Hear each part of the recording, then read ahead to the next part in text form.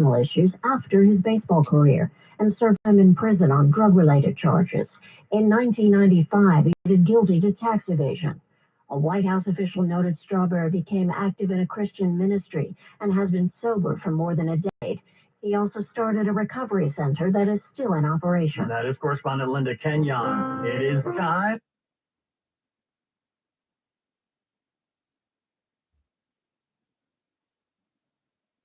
Christmas tree today, 75-foot tall Norway spruce.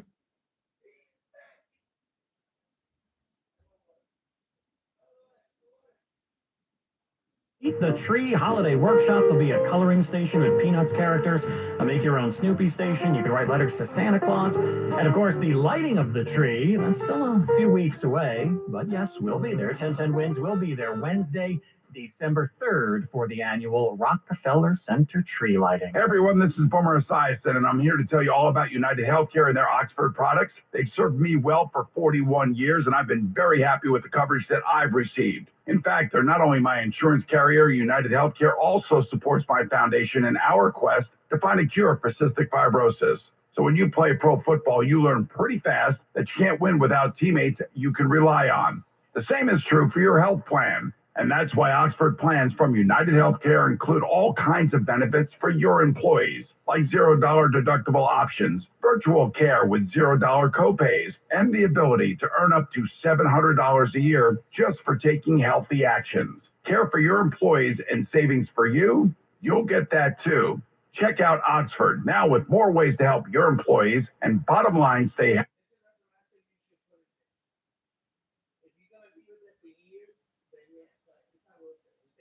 Are underwritten by Oxford Health Insurance Incorporated.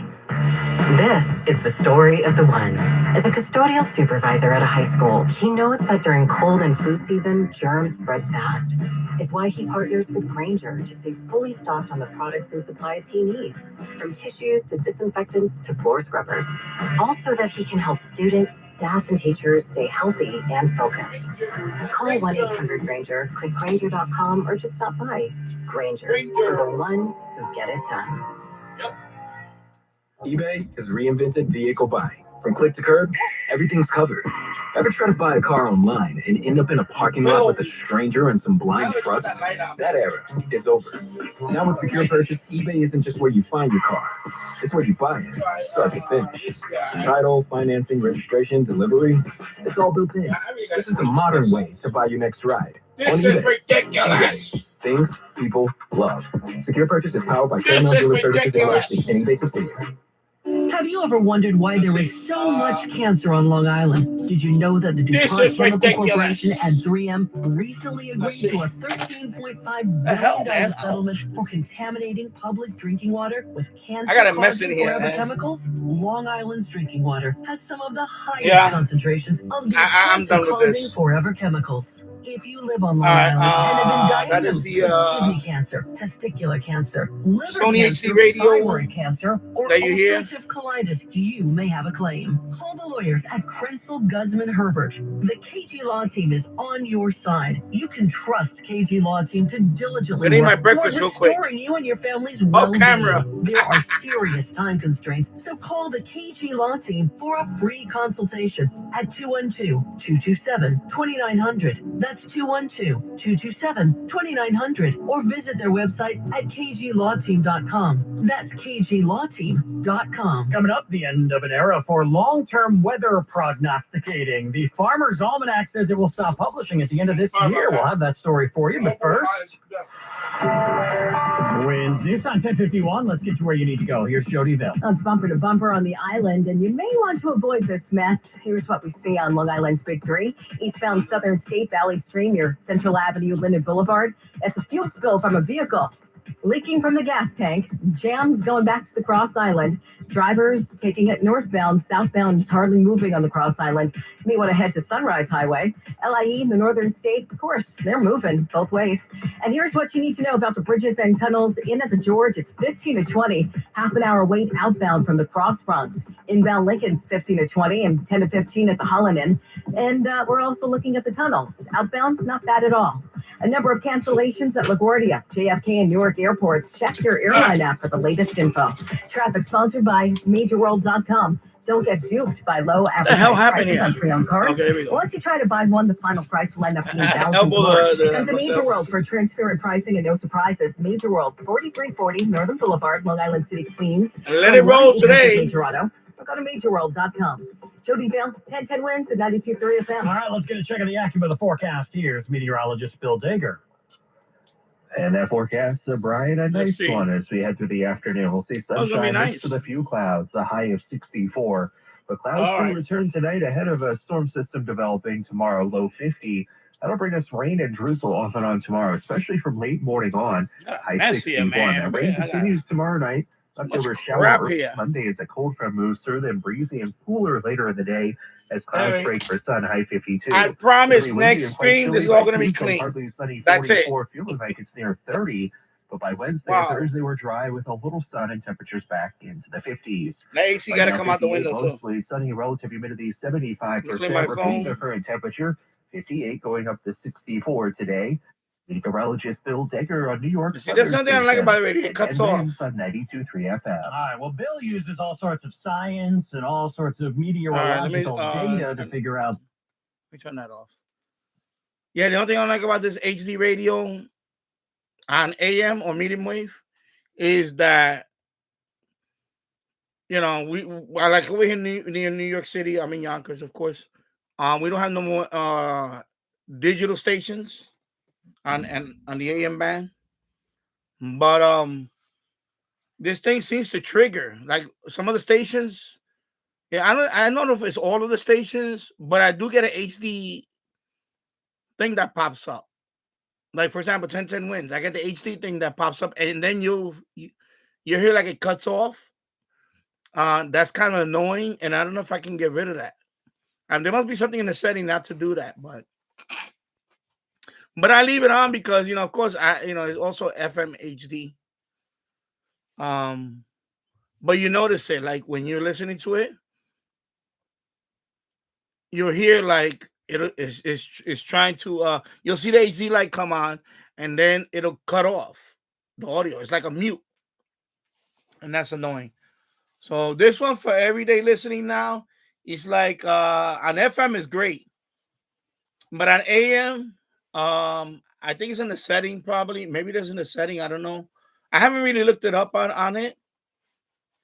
But it is kind of annoying for example, let me give you an example. I'll just give it I think it happens a lot more with WABC. Let me put the power on. Debut this year at the Macy's Thanksgiving. So let me go down to WABC.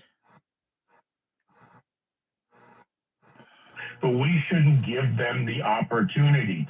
Look, it's difficult. It's horrendous for many, unfortunately. We're shut down right now.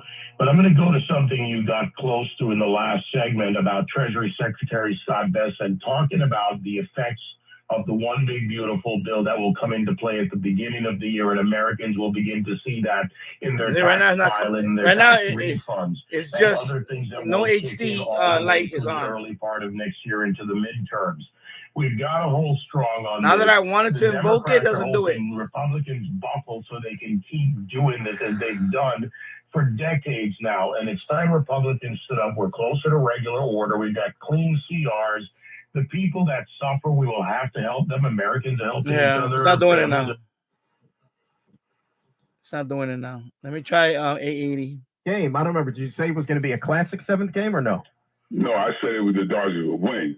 But here's the deal. You said the Dodgers were going to win after you said the Yankees were going to win. see, I'm getting like Ewing now, okay? I'm getting like Ewing. Yeah, it's not doing it now. So, yeah, it doesn't do it now. You catch me out there. Like, See, now it's full signal strength. Let me go to 770. Actually, a lot of the opposition to it's coming from the Republican Party. I was talking to Steve Daines. Yeah, it's not doing it now. Yesterday, he's a smart guy. He did a great job on the campaign. Anyway, that's the only thing about this. That's the only down. 15 Republicans. That's the only con about this radio. Pros are a lot. Is on AM band. It tries to search for a digital signal, and sometimes you hear pause. Of course, right now it didn't do it. When I wanted to do it, it doesn't do it. That's the beauty of live television or streaming, whatever. It doesn't do the way it does. So, anyways, just but yeah, that's the only downside about this radio on the AM band is it does that mute thing when it's looking for HD signal. Sometimes it does it a lot, and it's very annoying. And you can't, and there's nothing I can do about it right now. I'm gonna have to check in the settings. Maybe there's something that, for example, on the AM band, there must be a setting where you could just shut off the, maybe digital, not search, but I don't think there's a setting for that. And that's the only thing about this radio that I don't like is a medium wave. It's very good DXing radio and all that. It's very sensitive, but it tries to sometimes. I don't know if the signal is if the signal's very strong, it'll try to look for the HD, and the HD light will come on the AM band. But the problem with that, it mutes what is already playing, and that's horrible. That's the only bad thing about the radio. Hello, Chico P Radio 2009. See you back on YouTube. You have a YouTube account, which is great. Just even if you don't have an active channel on YouTube, I know you on TikTok. I seen you on TikTok. I follow you on TikTok, so I seen your videos. Of course, when I'm scroll, I run into your videos sometimes. Sometimes I get recommended one of your videos.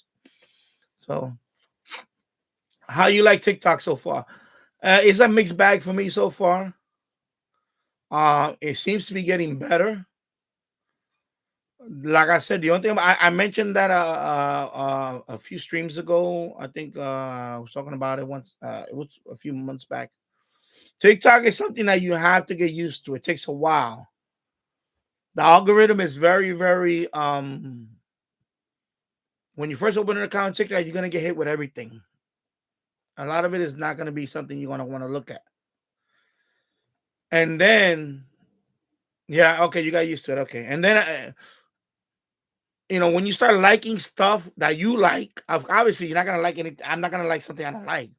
But the more you like stuff, that's when you're going to get recommended more. And then also, I also share. So if there's something I really like, I'll like it. I'll leave a comment, and then I repost. And so I get recommended that a lot more. So now my recommendations now is a lot cleaner. In other words, I don't get the the stuff I don't really care about anyway. It's just in every social media you're gonna get that. You're gonna get those women, whatever. They always those are the first ones that want to follow you and everything. Whatever. A tip for excuse me. A tip for TikTok though, Chico P. If you want to get if you want to get followers right away, I think that also works with Instagram. They're kind of both the same in a way. Is if you follow people that you're really interested in, the more you follow, you'll start getting followers. It's very easy to get the first 100 to 1,000. It's very easy to get that. You could do it in a matter of I think I got the first 1,000 in about a couple of weeks, a few weeks, something like that. So it's not difficult. And then what I do is I go through it and I say, okay, and this one it doesn't post anything, delete it and whatever. Yeah. Yeah, I get that too. I'm not gonna read it because I don't want to read the word and get flagged here. But I repost funny stuff, calming videos. I repost I see cute puppies, I cats, whatever, and things like that, and stuff like that. But especially funny stuff. Especially some of the AI stuff is really crazy. Hello, Glenn Dansler. I hope you're doing well, my friend. It's been a while. It's been last live stream I did. It was a couple of weeks ago, I believe. So I'm still settling here in this setup, this format. I was trying to do I was trying to set up one microphone with this, and it's too much of a headache. And this is you get what you pay for. This is a piece of junk. I don't recommend people buying this. I'm just gonna keep it, and maybe I'll use it some other, but I'm not gonna use it for my main live stream. I don't want to use this, so forget about that. So I just got the microphone right into the USB, and I got my webcam. That's it.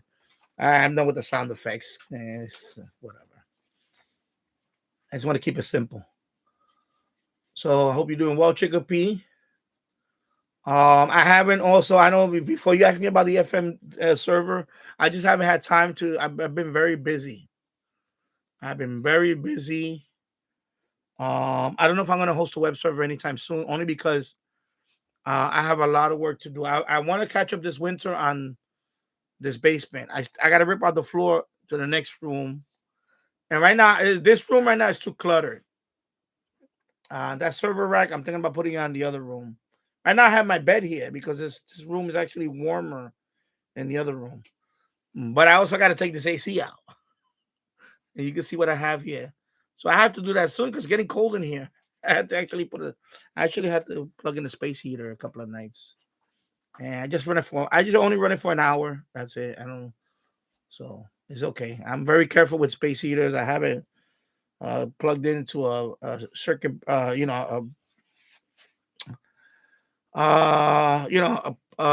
what they call that, power strip, but it's the one with the protected. So, the space heaters, got to be very careful with space heaters. You cannot plug it right into the wall outlet. I wouldn't do that. Don't recommend that. Even if you're running it for an hour, I wouldn't do that. But here I have it differently. And this one also is the one with the I have a remote control. I have a timer on it. So I put 65 degrees, 1 hour. That's it. Enough to warm up the room, and I fall asleep. Yeah. So of course, Nightbot. There you go, Nightbot. All my links is there. If you want to go follow my other social media, I'm on X. I'm on Instagram. I am on Blue Sky. Anybody got Blue Sky? I'm on Blue Sky. I just repost on some of them. Some of them I'm starting to upload other content that's not really related to, like TikTok, for example.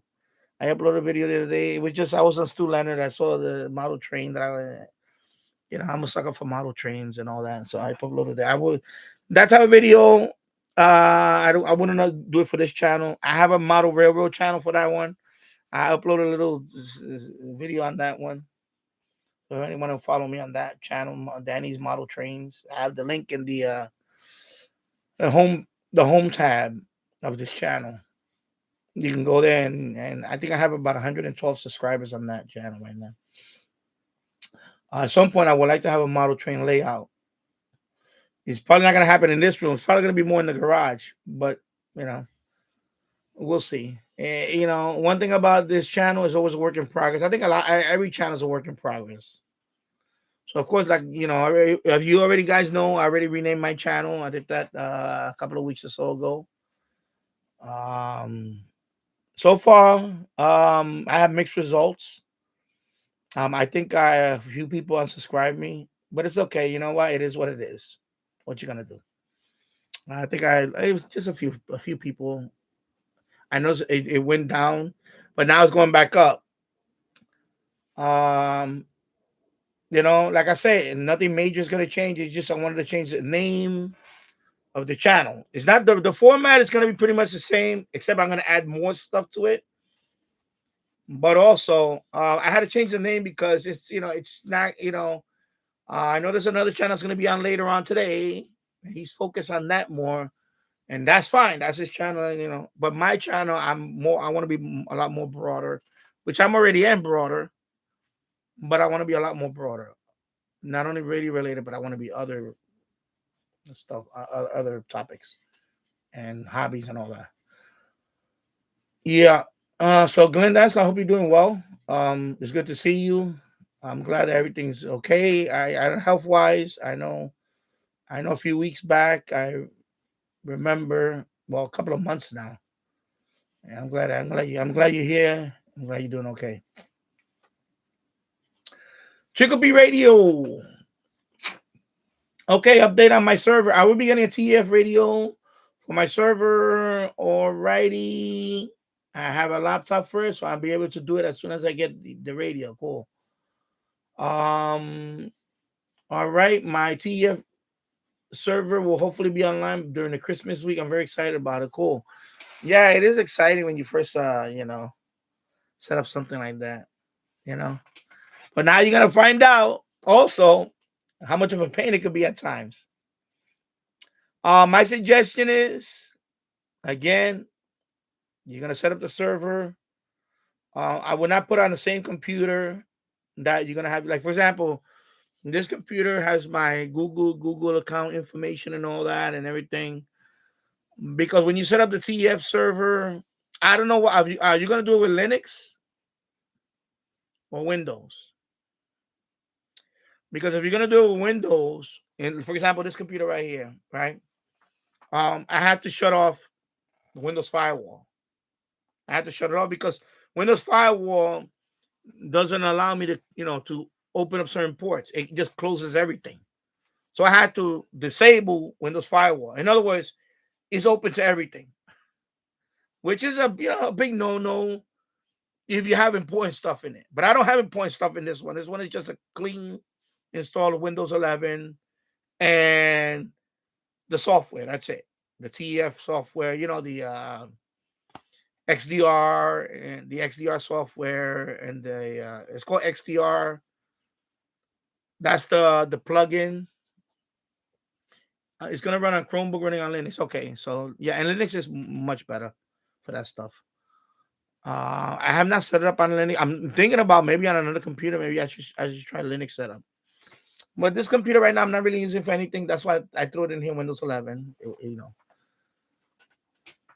Yeah, so you're gonna do Linux. Okay, so then you'll be fine. What's the other thing I was gonna tell you? Of course, you have to ISP, you gotta do the port forwarding. You know that too, right? So and you can put whatever port you want on it. It doesn't have to be 8080. Doesn't have to be 8080. So the default is 8080, but I could what I do every so often, I change the port number. And you know why I do that? Because the people that bookmark it and you always got people that you know what happened to me. People sometimes they'll leave the browser on open and they'll leave it on. And when you go into my server, you'll see like 6 people there. When in reality is somebody that left it on for hours at a time, and sometimes almost a day or two before I find out that they just have the window open. And the problem with that discourages new people from coming in to use the server. So that's why I try to keep that number down. The how many people on the FMDX server? Because if I go to FMDX web server and I see there's 7 people on, I'm not gonna want to dial because I don't want to deal with that. I don't want to deal with being. I want to be there by myself or one other person and just ask them, "Can I tune?" That's it. If I see 7 people on there, if 7 or whatever number is there on the particular FM tuner, I'm just gonna leave. And that's why I wanted new people to go on my FMDX web server and use it. I didn't want the same people, like somebody, using it over and over, and I wanted new people to go in there. So, good morning, Tassel. 20 months. Wow, member for 20 months. Thank you, Tassel. Thank you. Oh, I just see it on the screen. Member for 20 months. Thank you very much for that. 2-year anniversary coming up. Yeah, so that's why, in my case, I want new users to go in there. I don't want the same people that's why I don't that's another reason why I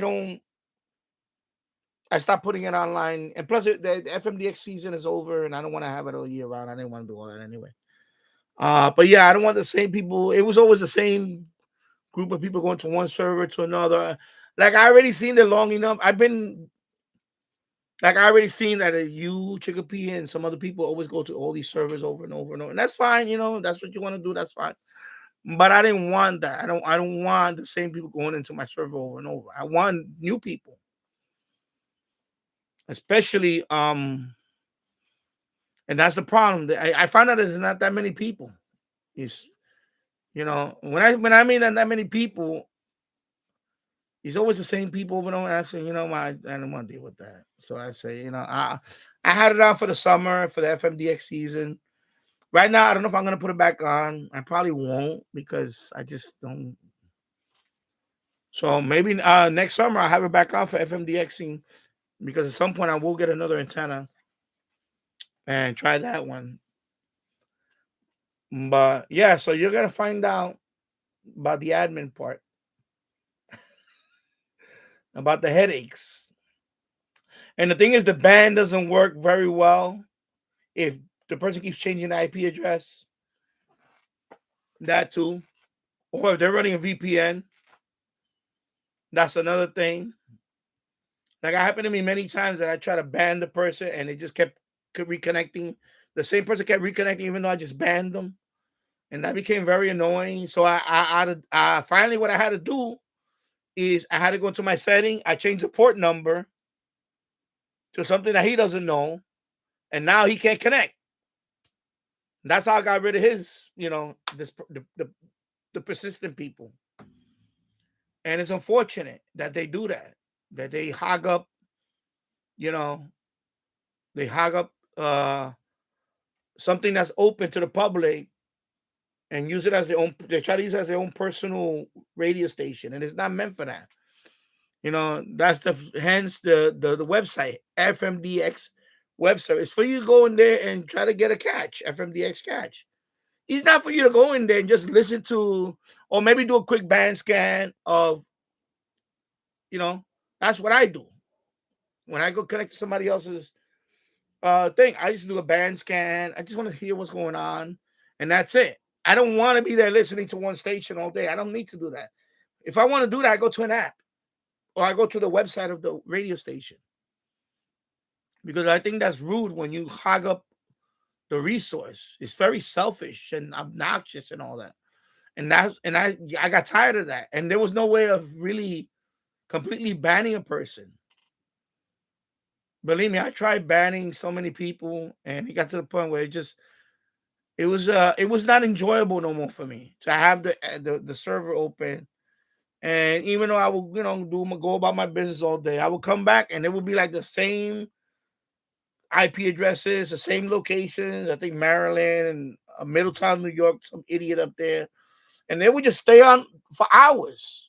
I mean, like 3 or 4 hours, 7 hours, 10 hours. And I would be like no matter how many times I would post it, on the chat and also on my message, please do not, use this. People still just, knuckleheads. And I got tired of that. I just got tired of it. It's exhausting. And you start out with good intentions and then people just abuse it. There's always a few people that abuse and then the complainers are the worst. They're also the worst. Like they're not grateful for what you're doing. They go in there, oh, your audio's a little, the audio files, whatever you want to call them. It says it says mono on the thing, and I try to switch to the stereo, it doesn't do it. And I try to explain to the knucklehead, that's there's a glitch on the software that's doing that. You think that I purposely want to put it on mono on FM? Like really? And even though here on the screen, on my radio screen, it says, I have it on stereo.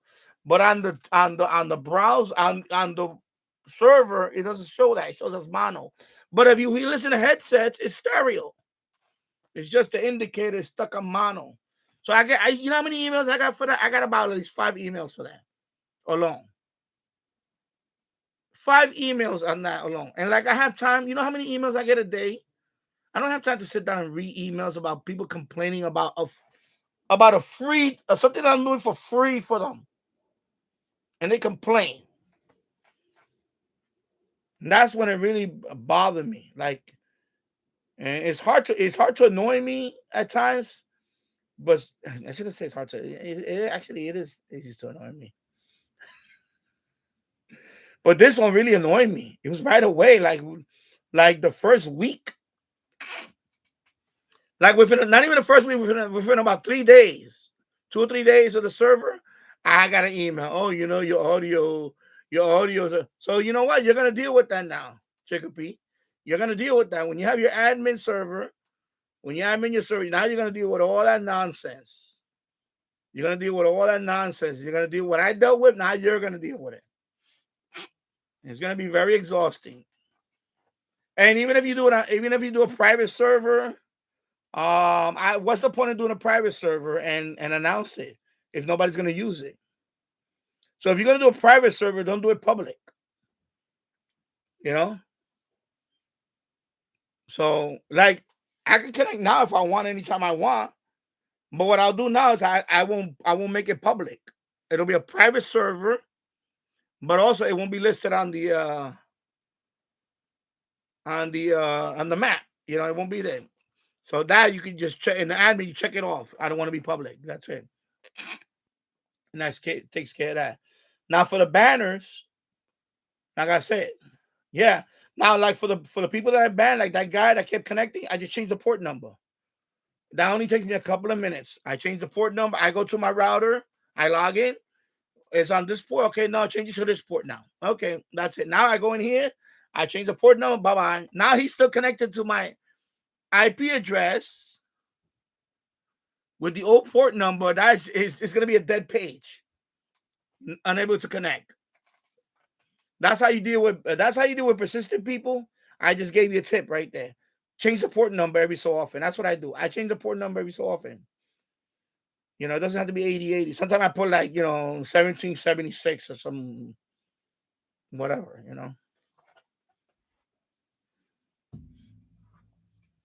Let me go back up here. My mouse. Yeah, so anyway, enjoy the TF web server. But now you're going to know what it is to admin and deal with idiots. And, you're going to be able to ban people, but some people are going to bypass that. I tried everything. I got to the point where I said, you know what? It's not even worth the headache no more. So I don't know if I connect to it. If I connect to it, but if I'm in a good mood and I'm here, and I'll leave it on for a while.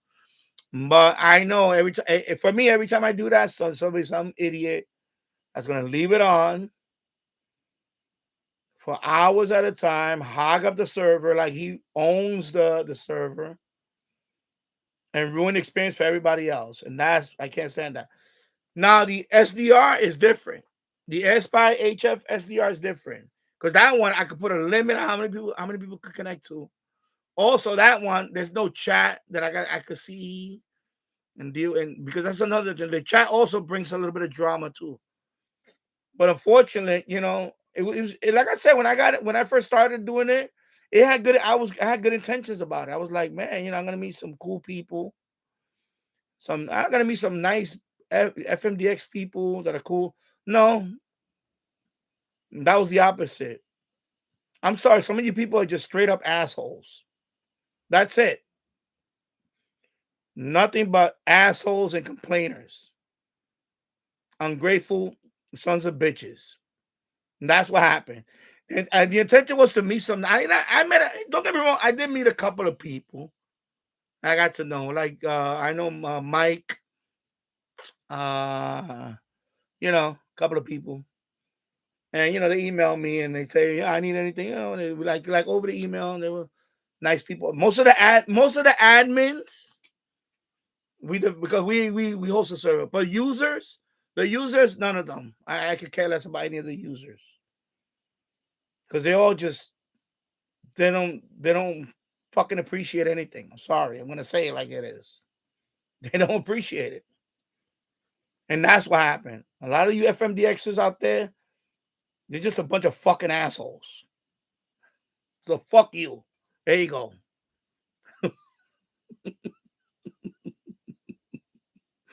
Like that. Fuck you. Fucking asshole. Now you know what? Now there's no New York City web server. Now there's no New York City FMDX web server because of you fucking assholes. There you go. Now go fuck yourselves. Take that fucking finger and ram it up your asshole. There you go. Jerk offs. Reach around and shove it up your ass. And you get what you deserve. That's it. You get what you deserve. You know, I had good intentions when I had this server. I had good intentions to, I'm gonna and I even put my channel, you know, what do they call that? Your handle. Right? I'm gonna have some nice people coming here. FMDXers, they're gonna be on my chat. No, fuck you. I don't want you in here. I don't fucking want you. You're fucking asshole. Always complaining about shit. That's why. Oh, same thing with Discord. Same thing with Discord. I was in a group. I was in the FMDX group and Discord, and the more I started reading into all that, I said, yeah, these people, a lot of people here, are a bunch of fucking assholes. And I left the group. I said, I don't want to fucking. I even had the tag on my name, FMDX. Fuck you. Fuck your fucking group. Go fuck yourself. I got fucking tired of complaining and bitching and moaning, complaining about fucking this and that. And Chicopee knows it, and I'm sure you guys. I don't know about, but I know Tesla's been on my server. My shit, I try to put every fucking plugin I can that's decent. I put the fucking station, what they call the station tags. So when you tune, you get the station little logo and all that. I did all that shit. I did all that fucking shit on my shit. I did the updated, what they call that? Is a plugin for the updated Pi code and info. My shit was tight. My shit was tight. My shit was nice. And I even put other bands. I put the tuner, the band select. I put the band selector. That was another plugin I did. I put all the cool shit on. Exactly. My shit was, and my audio was top. I started out with the lowest bit rate, then I went all the way to the top bit rate. My shit was top notch. Yeah, people still fucking complain. They didn't appreciate what I put into that shit. You know? That's what happened. All right, sorry, I'm going off. Let me read a couple of things and I'll go back. Hello, Luna Loud. I'm just gonna say Luna. I'm not gonna read all those names. Sorry, just not gonna do it. Tasso, yeah, people will always find something to complain about. Exactly. It's just exactly. Yeah, exactly. Chicopee, exactly. Luna, I got angry at breaking at HD TV in my class on Tuesday. Okay, you're talking about. Yeah, someone broke. Okay, that's between you guys. Okay.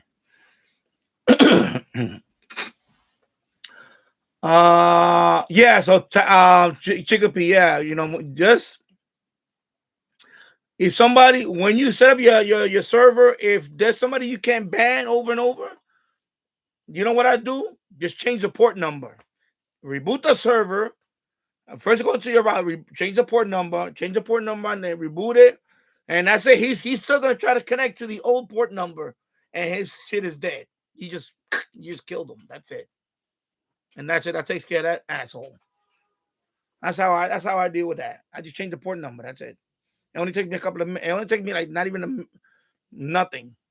I go into my Optimum, because I have Optimum, so Optimum has their own. You know, I have the Optimum routers, you know, / modem, whatever you call it. I go in there. Yeah, I change port number. I change port forwarding to this port now. Instead of 8080, okay, I'm going to put it, you know, 87, 89. I don't know, whatever. I said, bye-bye. Reboot. That's it. Bye-bye. Literally, like not even like 2 minutes. And that's it. He's done. That's how I deal with assholes. If you can't ban us, I'll deal with them. Keegan DX, hello, good morning from Northwest Arkansas, 64 degrees Fahrenheit and sunny.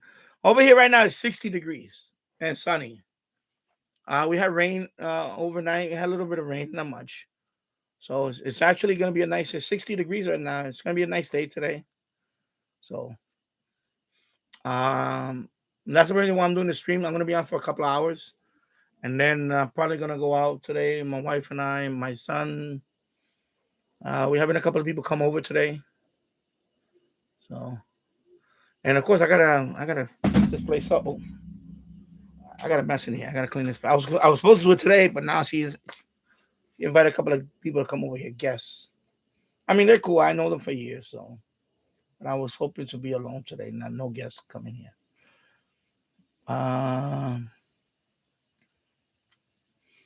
Tasso, how you been? I've been fine, Tasso. I hope you're doing well. I hope school, everything is okay. My kitchen is done. Everything is done. The other thing I've been doing is touching up on the windows and all that. I have a back door. It's a kitchen. I gotta take pictures of this once it's all cleaned up because now she has to organize everything up there. But the kitchen is done. Everything is done. I painted the kitchen.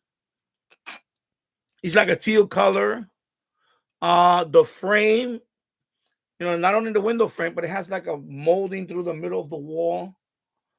I painted it like the same color gray as the cabinets. So it's like a light gray, the cabinets. It's a light gray. So the molding is, so it's a teal with light gray. And then the cabinets are light gray. And then the countertop is like it's quartz. So it's like a white stone. So, I mean, it looks pretty nice. I think I did a good job on it. It looks pretty nice. Everybody likes it. Everybody that saw the pictures of it so far, they like it. Of course, it is a massive improvement compared to what we had before. I even put an island in the middle of the kitchen. It has an island. We never had an island in the kitchen. So I put an island for more storage for her. Because you can never have enough storage. Especially in her case, she likes to cook. So, like especially like the KitchenAid and all that stuff, you need a place to store it away. KitchenAid is pretty big. It's like a big, it's pretty heavy. And that's what it's like a mixer. You can do a lot of things with it. So all those stuff, all those appliances, you got to find a place to put them away. So the island kind of takes care of that, or the big stuff.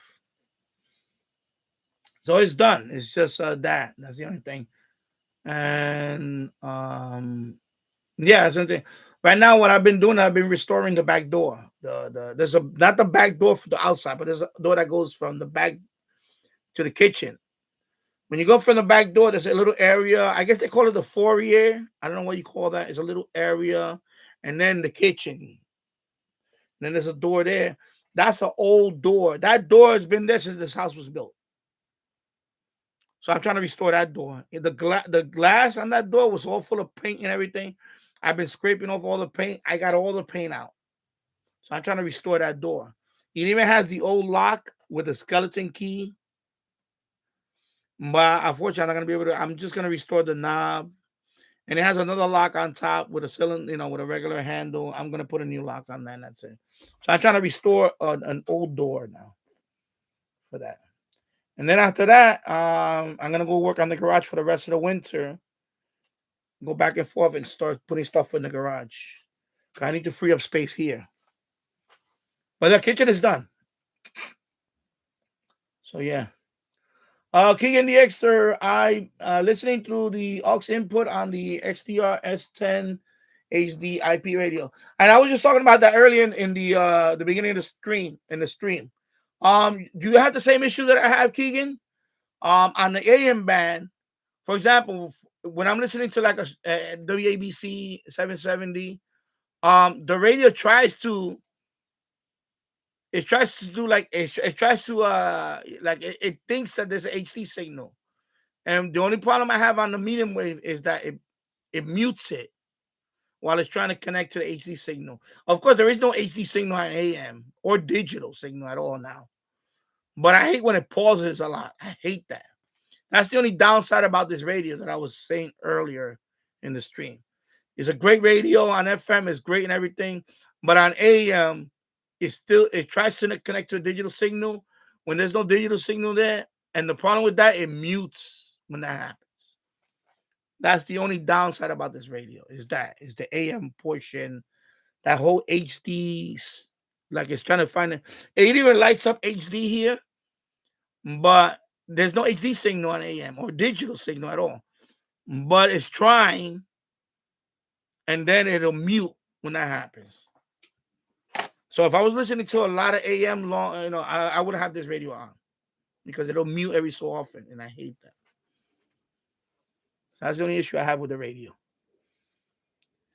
But it's very sensitive radio, and FM, of course, is a great radio on FM. But on AM, that whole muting thing annoys me because it's trying to find a digital signal on AM, and there's no. I don't have any digital AM signal here in New York City area. There is none. There's no more AM digital signals.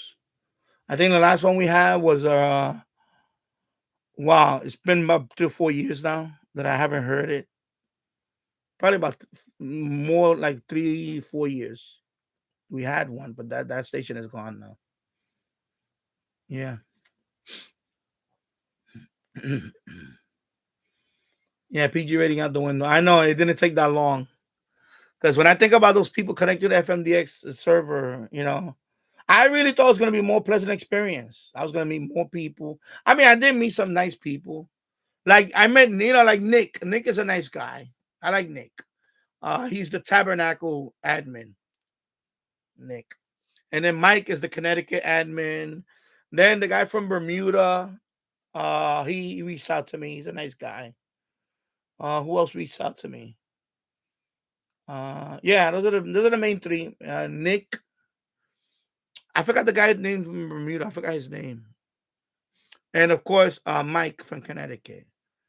And for the most part, most of them are cool.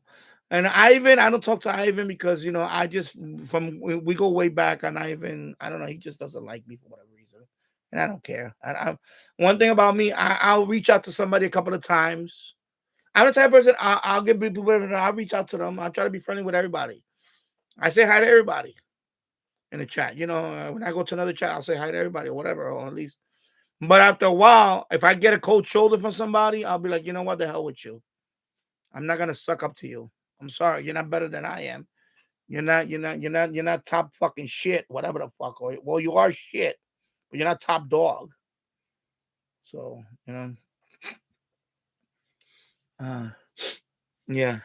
So I see all the emojis there with the toilet and all that cactus. Chicopee, I met some cool admins too. Mike was one of them until he started being. No, I'm. You know what I'm gonna say about that? Because we chatted, and you're gonna find that out. You're gonna find that out, Chicopee, when you're an admin. And he's right about something. I'm not gonna say all over here, but he did ask me. Like he actually asked a question, like, "What should I do about certain people?" And I said, "Listen, they're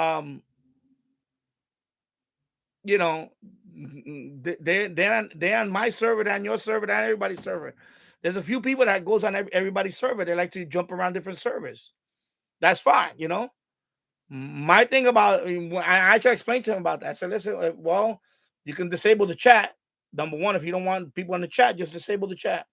Number two, I told him there's not much you can do because the script doesn't allow you to do a lot of other things. Even if you try to ban the IP address, like I know Chicopee IP address is always changing. I don't know if he's using your VPN or whatever, and I don't care. But some people use a VPN or the ISP changes. Like for example, mobile. When you're on mobile, it changes a lot. Your ISP, your IP address on mobile changes a lot. So I know in Chicopee's case, he uses mobile a lot, so he's always changing different towers. Like it'll say this part of Connecticut, then it'll say this part of Connecticut, and I'm like, "Where the hell are you?" Or sometimes it'll even say Massachusetts, and I'm like, "Okay, whatever." So, and I try to explain to him that sometimes you're just not going to be able to do anything about it. That's it. The only thing you can ask is, just don't connect so often, and that's it. And he's always saying, "But they don't have." He asked me questions. I don't want to get into the whole thing here. And I pretty much told him, I said, "Listen, there's not much you can do about it. The only thing you can do is if you don't want certain people to connect and whatever, just shut down your server. Don't have it on 24/7. That's it." Because I started doing that toward the end. I didn't leave it on all the time. I would just say, you know what? Overnight when I'm sleeping, I'm going to shut it off. I'll have it on during the day. At night, I'll shut it off because I don't want to deal with it. I just don't want, at some point, I just said, you know what? I don't care. I don't care about, I went in there with good intention. I wanted to, offer people the free radio and play around with it. But I saw that it was just too much of a headache. So I wouldn't say he's an asshole. It's not that. It's that, you're all over the place, and that's fine. I've been to every FMDX web server pretty much around the world. I think I checked out almost every single one, even the ones that I couldn't care less about. But I don't stay in chat in there. I don't hang out in there. I just go in there, listen to whatever. Oh, okay, this is interesting, and that's it. And move on. You, on the other hand, people know who you are. Even if I go to another web server, somebody's talking about why that guy Chicken Piece always on this server, right? Okay, well, you're gonna find out now. You're gonna have someone like you roaming around and hanging out. You'll find out. But he was nice to me. I mean, he was welcoming. Mike was welcoming. Even like I said, I don't care, whatever, It goes way back with that. That goes way back in the other live stream that I go to, and I reach out to people, give me a cold shoulder, like, bro, you're not better than me, bro.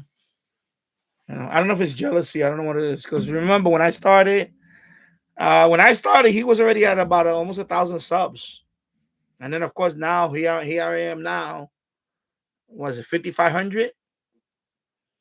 And I know he doesn't care about his channel. Maybe he put, some people, whatever. I don't know what it is. I don't know. Hey, you cannot. Not everybody's gonna like you. That's it. That's fine. That's life. Not everybody's gonna like you. That's the way it is.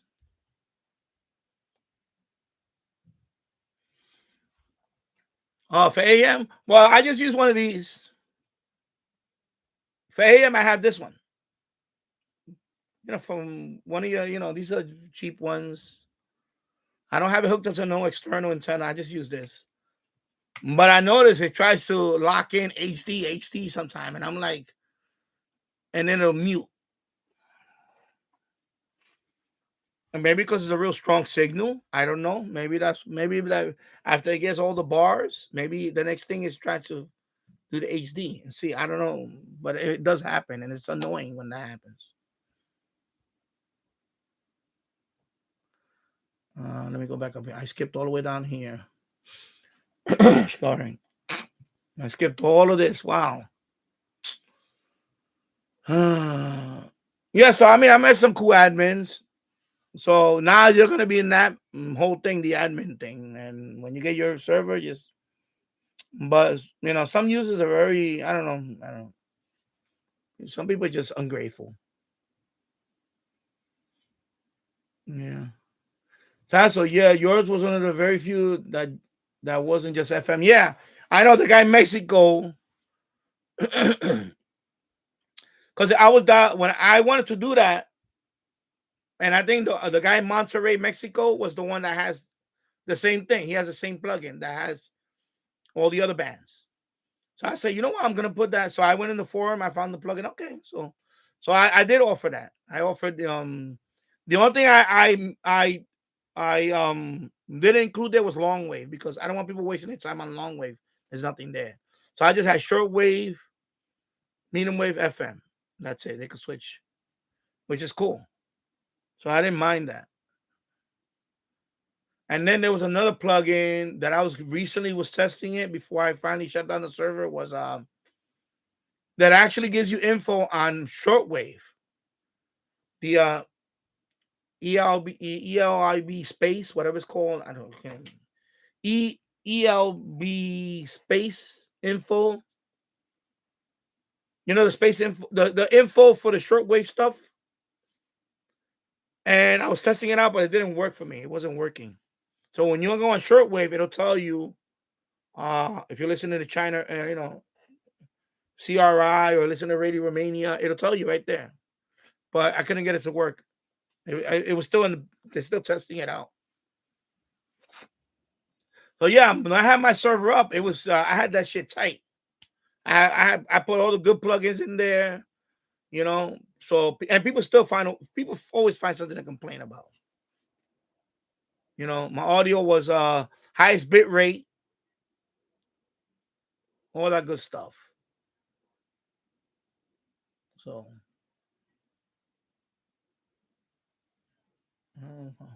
he's talking to somebody. I don't know. The guests are here already. I don't.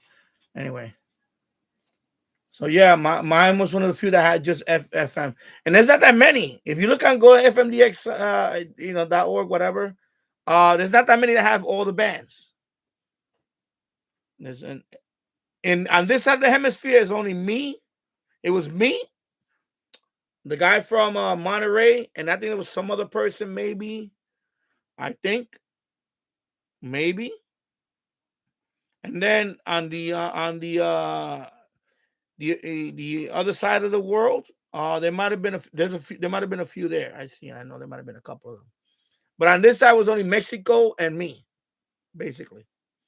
That had all the bands, or at least other bands that you could just tune. The only problem is that the script. That's the other issue I was hoping they fixed. The script. When you go on medium wave, it would do 9 kilohertz tuning, so there was no way fixing. Some people complain about that. And I even put it loud and clear on the chat. It doesn't, it does 9 kilohertz because that's the way when the guy wrote that plugin, he put 9 kilohertz. So I messaged him. I said, "Can you please add 10 kilohertz? Can you?" So I don't know if they probably fixed it by now. I don't know, maybe. So I'm sure they'll fix it at some point.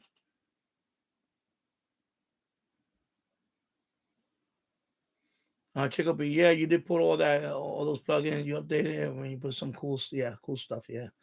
And the audio was good, yeah. Keegan DX, I don't know what that. Some are, yeah, I know the icon.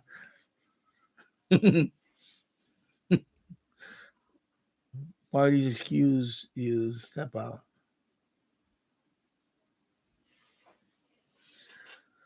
Luna says the Sandy HDR 14 has a mediocre FM selectivity, but I'm still taking it.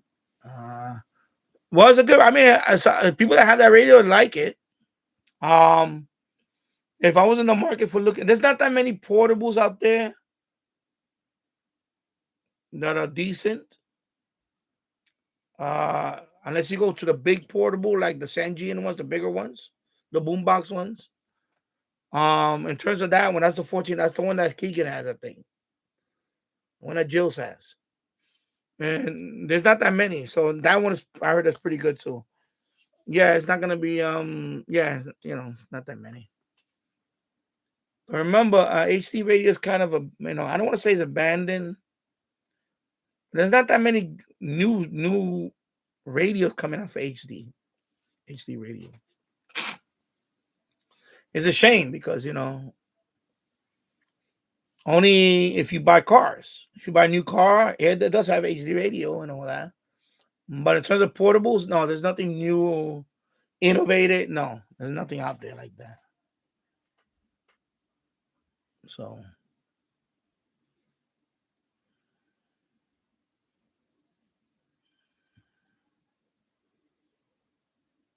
let me see. Okay, you're talking amongst each other here.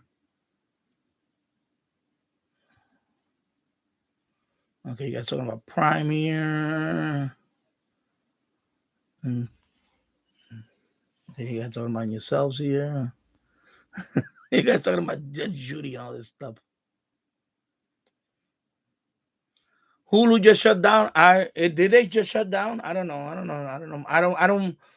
I don't watch Hulu. I don't subscribe to any I don't subscribe to anything that I have to pay for it. The only thing that I have is Prime.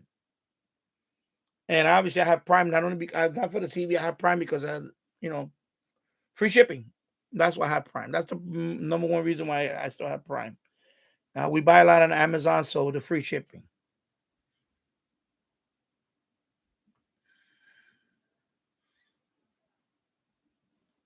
Tasso, I recently enjoyed Frank. He passed away, no? Frank Caprio. That's the judge from Rhode Island. Yeah, okay, caught in Providence. Yeah, he passed away. Didn't he pass? He passed away like last month or so, right? Yeah, he passed away.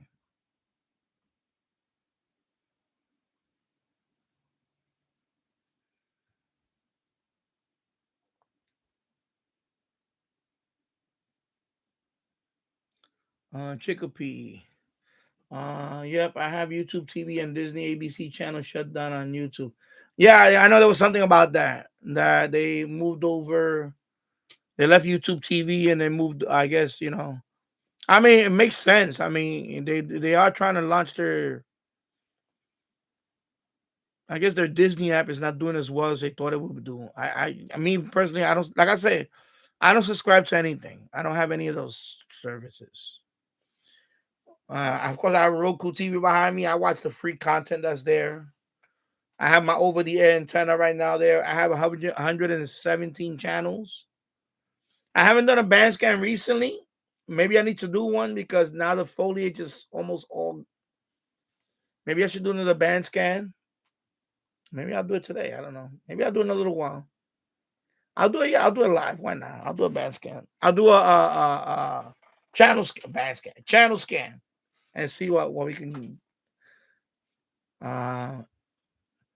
The most I ever have, it was 123, but it was a lot of blank channels. There was a few channels that they came up for a few days and then it disappeared.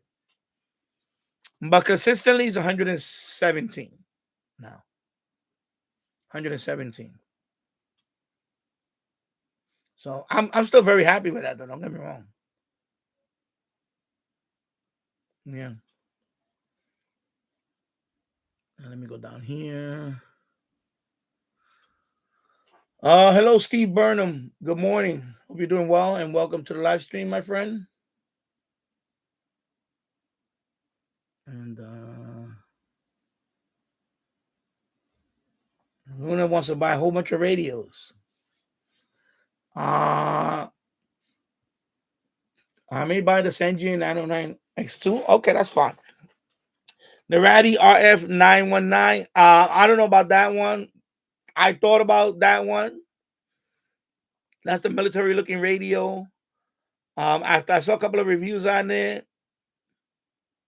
of course I reached out to them and they just totally ignore me.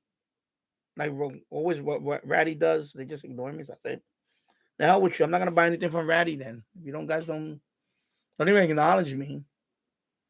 The hell with you. So I'm not gonna support a company that don't even acknowledge, even an email. I'm still playing around with this. Where is it at? The Quanchan TK11, but I have to really sit down and go through the instructions because it's not very user friendly. And the few times that I've used it and I'm trying to listen to even AM medium wave here in the basement, I couldn't pick up anything. So I don't know if the radio is defective or it's just horrible on medium wave. And if that's the case, that's very disappointing to me.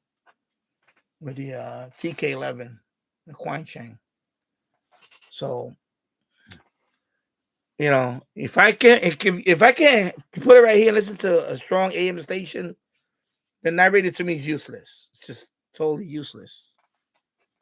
It just yes. So Ratty RF 919, and plus at that price, I will be looking at a lot of other radios. It has a nice look to it, I guess, but Yeah, I will pass on that one.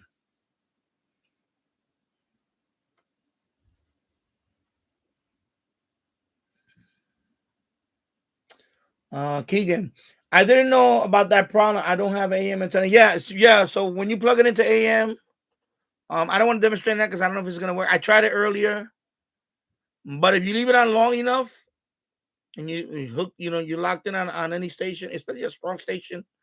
I noticed that the AC light will come on and it tries to find a digital signal on AM, but when it does that, it mutes the audio, and that's the part that really annoys me because I'm listening to talk radio. The last thing I want or anything is to mute, and it mutes sometimes a lot. It'll like multiple times in a row, and I'm like, okay, I can't. It's unusable.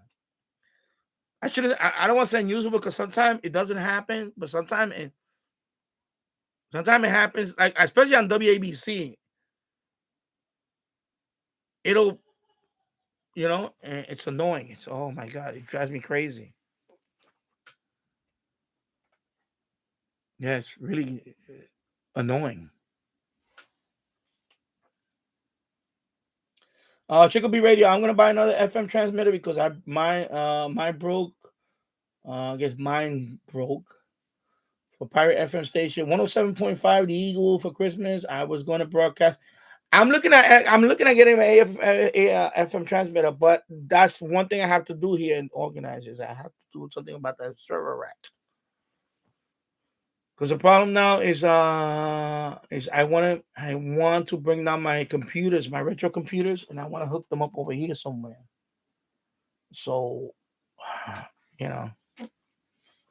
and I want to set up like not that's going to be on 24/7. I don't want to do that, but maybe on the weekends I can have I already got the Talking House AM transmitter, so I was thinking about FM transmitter also.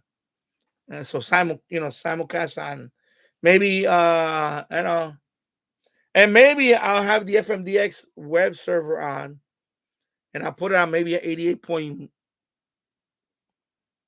It's very crowded. That's the thing. The FM band here is very crowded. By the way, those guys were out there last night drinking. They were out there. But I didn't have the server on and all that. They were out there for hours. I think they were out there till like 11 o'clock in the evening. They were out there for I remember 6 o'clock, from around 5 o'clock in the afternoon all the way to 11. They were out there. The F-150 was right there in front of my house, and they were drinking. And I saw the guy playing with the phone in the back seat. Cause it's like F-150 is like 2 rows of seating. They have like the little cabin in the back, and so somebody was sitting in the back too, and you can see them. And I was like, man, I should fire up my thing and see if they would pick them up on the thing. I don't know. But they were out there last night. So yeah, I was looking into a FM transmitter. There's a couple of them I was looking into. Probably the one I'm gonna get is the one that you can plug into. Let me see. Can you see the what they call a cigarette, the cigarette holder, whatever they used to call it back in the days. Maybe I get the car one, the one that you can plug into here. I don't know. I saw a couple of them on Amazon. Because that one that he used, it was good audio. So I think the one that they use is the one you plug into the cigarette lighter in the car. That's what we call a cigarette lighter. I don't know what they call it. I don't know what the official term for that thing is. But this thing right here. Remember I used to call it a cigarette lighter because you put it in, it heats up the So anyway, the FM transmitter I'm looking at, it plugs into there. Oops, sorry. It plugs into there. So I'm going to probably plug into that one here. And maybe we'll see. Because it looks pretty good, the one that I saw. It was it's not a set. You could put any frequency on the FM band. It's not like, for example, I have an old Belkin which is a piece of junk. And now when you only could select a few, it's not like the whole FM band. You could select it, you know. So, yeah, they were out there last night, though. Funny. I was thinking about you guys. Like, let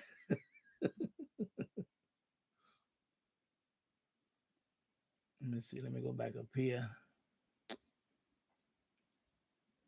Go back up here. Let me go back up here. Yeah.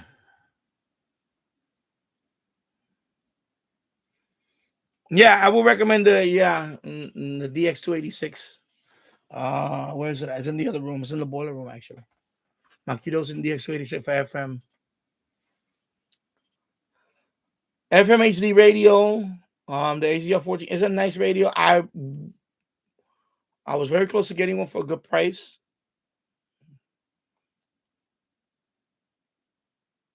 You know, if you want an HD radio, yeah, that's the way to go. Portable.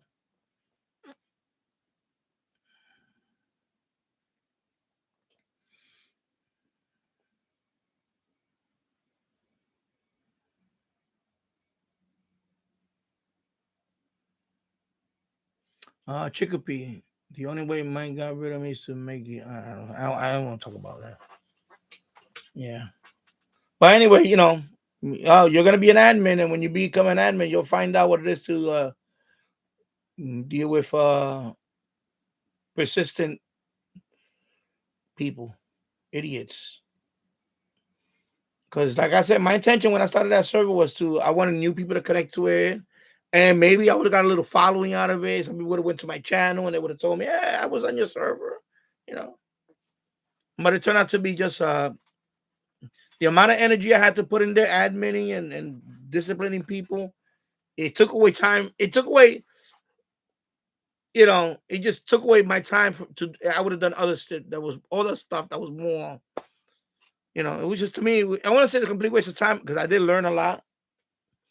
And, you know, I will bring it back at some point. Maybe after the stream, I'll probably flick it on for a few hours. Let it be on, whatever. But having it every day now, nah, I'm done with that. The people that have it on 24/7 every day, kudos to you guys, not me. It's not worth the hassle. Sorry, my utilities here are very expensive, and I'm not going to waste utilities on people that are just ungrateful. I'm sorry. It's just not going to happen. So, there you go. Yeah.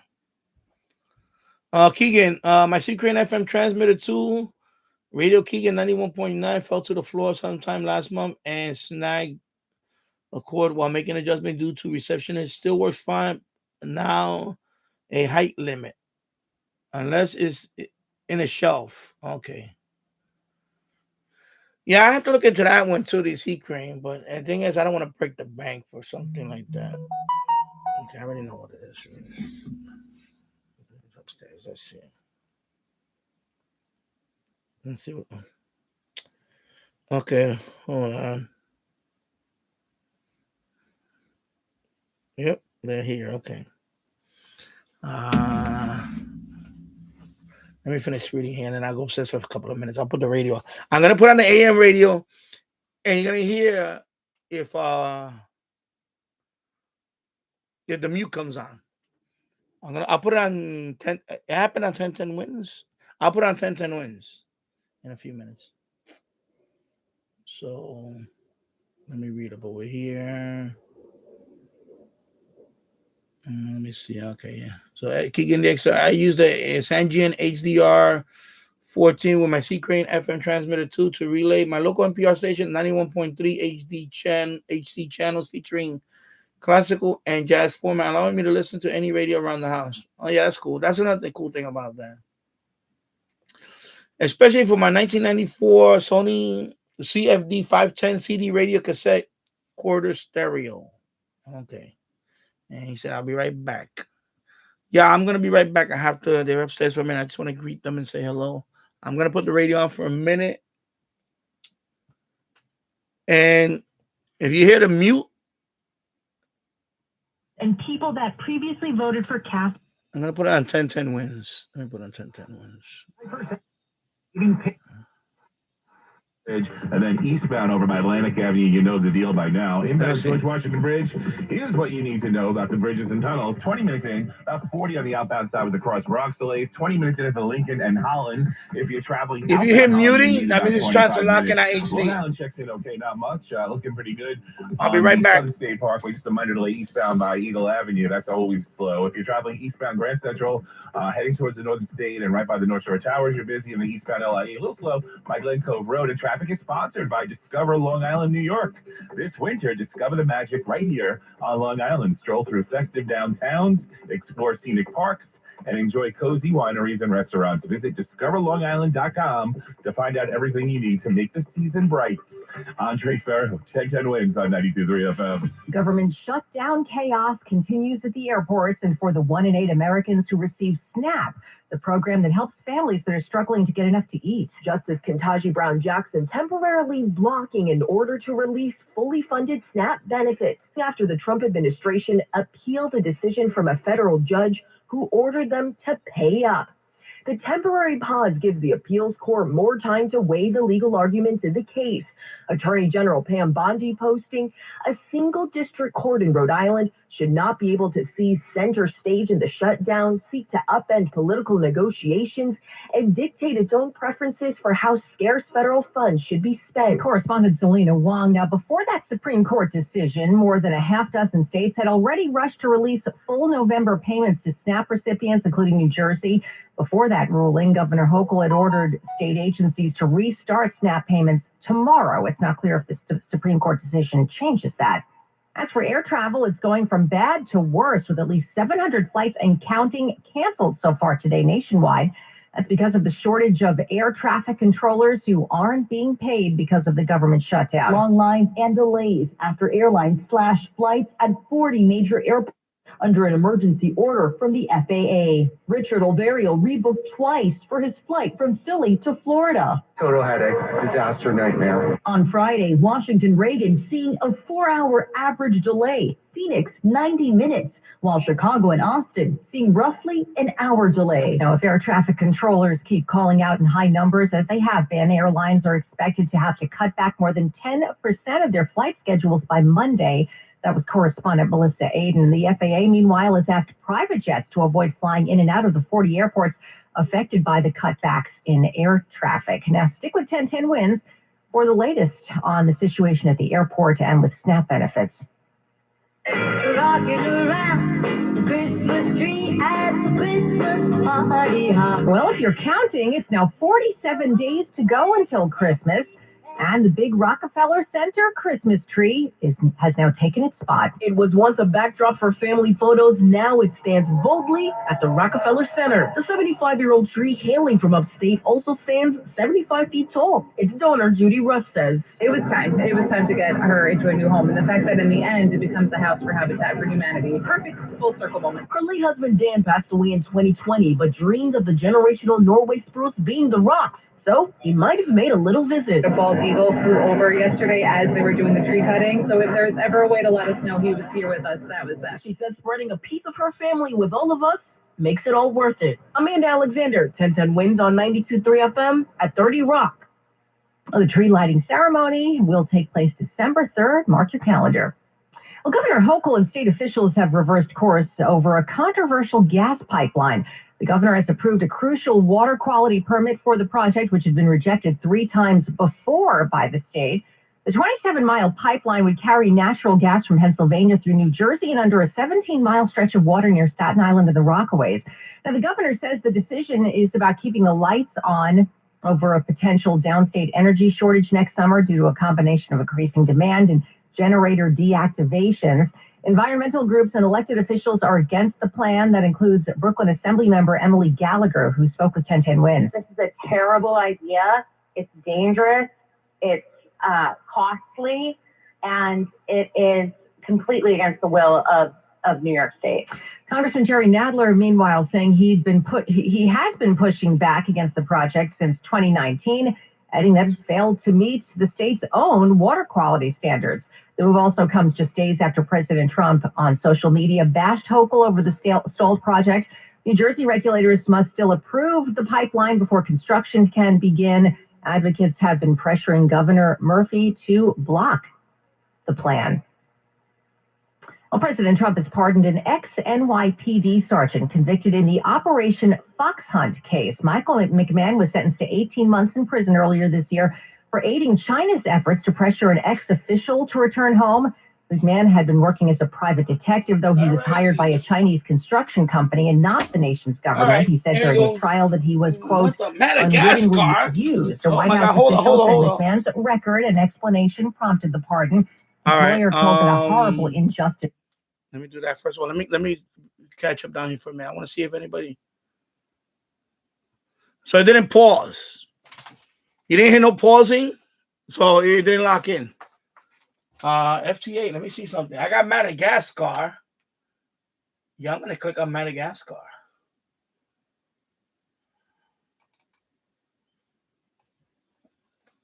Okay, hold on. Okay, there you go. Yeah.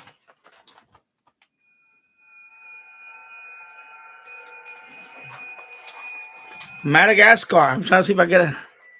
Yeah, this is a FT8, 10 meters in the background. I wasn't transmitting all this time because I just seeing anything there that's interesting. So Madagascar. So I'll try for a few minutes, see if I can get my Madagascar. All right, let me go back up here.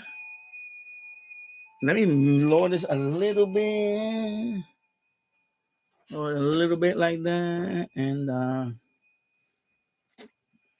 let me go about here. Let me go about here. Catch up on some 1 hour, 20 minutes in the 21 minutes in the books. And thank you for watching.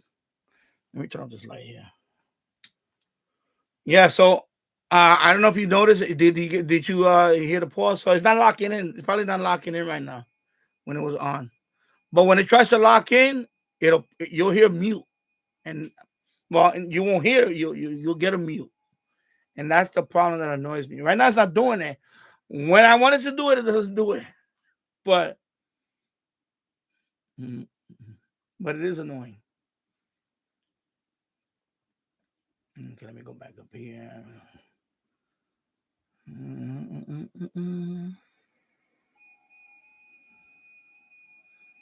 Chicopee Radio. I had two HZR14, but those both broke. So I use a ER50. Okay. But my Android tablet actually has FM radio in it. There's another thing I have to review, and anyway, I have to review. I have an MP3 player actually that they send me, and I have to make a review on it. And that one has FM radio built in. Actually, pretty cool. It's pretty cool, actually. I had another, and I told them, I said it before. I don't really want no more handhelds, but I might receive one more handheld that I'm thinking about. It is that worldwide. I don't know if I don't think it's mesh network. This one claims to be like a worldwide radio. And I think they're gonna send me a couple of them. I already say yes, but they haven't replied back if they're gonna, confirm that. It's a company called TID Radio, TID Radio, and they reached out to me and said if I want to make a review on it. So I said, yeah, I'll look at the radio because I was looking into one of those worldwide radios. And see, because that's another thing I've been hearing a lot lately about these worldwide radios. It's like it's very small. Looks like a little walkie-talkie, but it's very small.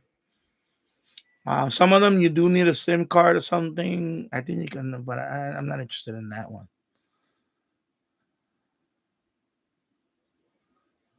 And Keegan said he's back. So I want to try it in the car. Yeah. Yes, Danny. Yeah, he did. I know he passed away. I saw a tribute video. I saw Keegan. I saw a tribute video to Caprio by comedian Vic and the Tato. Yeah. No, I know he passed away. I think it was A couple of months ago now. I know you recently. It was recent. Yeah, I've seen his video. He's a very sympathetic judge. He's very, you know, I mean, listen, I seen a few judges in my life, and I had some bad judges. I had some real asshole judges. I mean, I especially I had a couple of them really unreasonable. Didn't want to hear anything. I mean, really unreasonable. Oh my god, I get it. You're no nonsense, whatever. But you know what? Uh, Anyway, but he definitely was not one of them. He was a very sympathetic judge, and I wish we had more judges like that too. Yeah. Anyway, he passed away, but he rest in peace. He was a great man. Yeah, Ratty didn't acknowledge me. I wrote to them several times. They have a influencer program or something like that. I filled out the form twice. I filled out the form to I would like to review products and all that. To consider me and never acknowledge me. Nothing. They didn't return my email or nothing. Nothing. So you know. Like SA's Data, one of the few companies that reached out to me right away. I know they came out with another D219 with the 1 kilohertz tuning. I didn't even ask about that. I was thinking about asking them if they could send me one. But I said at this point right now, I don't want to be all about radio reviews anymore.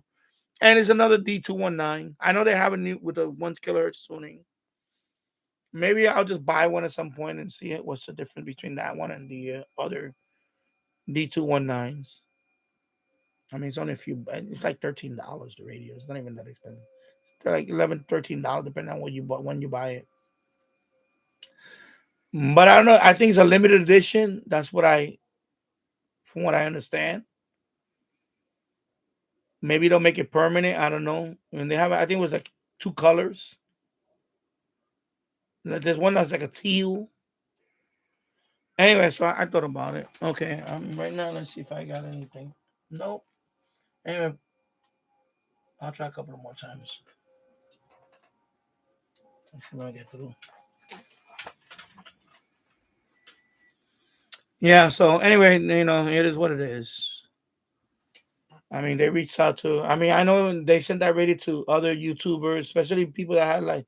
I know one particular YouTuber. They sent it to him, and he only had not even 1,000 subscribers, and he doesn't even do live streams.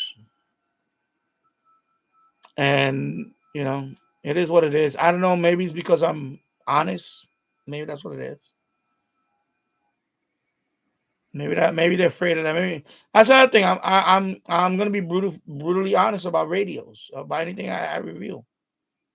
I'm not gonna sit here and I have some companies ask me for oh, can you review this product and you'll even get a commission out of it. I said no, I don't want to deal with that. I said just send me the radio, no strings attached, and I'll make I'll play I'll use it I'll play around with it for a while. I'll make a review on it. It's gonna be fair review. It's not gonna be no I'm not gonna lie about it or anything like that. And that's it. And unfortunately, some companies they've seen a few of my reviews and they just say, yeah, I don't want to send them this. I don't want to send them radio. And then I'm not a fan. I'm not a fan of the Ratty. I was already not a fan of it, but I was hoping they would at least contact me back when they didn't do that. So that just says whatever, and I'm fine with it. Remember when I'm at 50,000? Don't come to me at that point. When I'm at 50,000, whatever, by then I'll be like, no, I don't want you anyway. Forget it. Because I don't forget that. That's one thing I don't do. I don't forget. I trust. I'm a loyal person. SA's Data, they reached out to me many times. So I respect the company like SH Data, but Ratty, I have no respect for them right now. I have zero respect for them right now.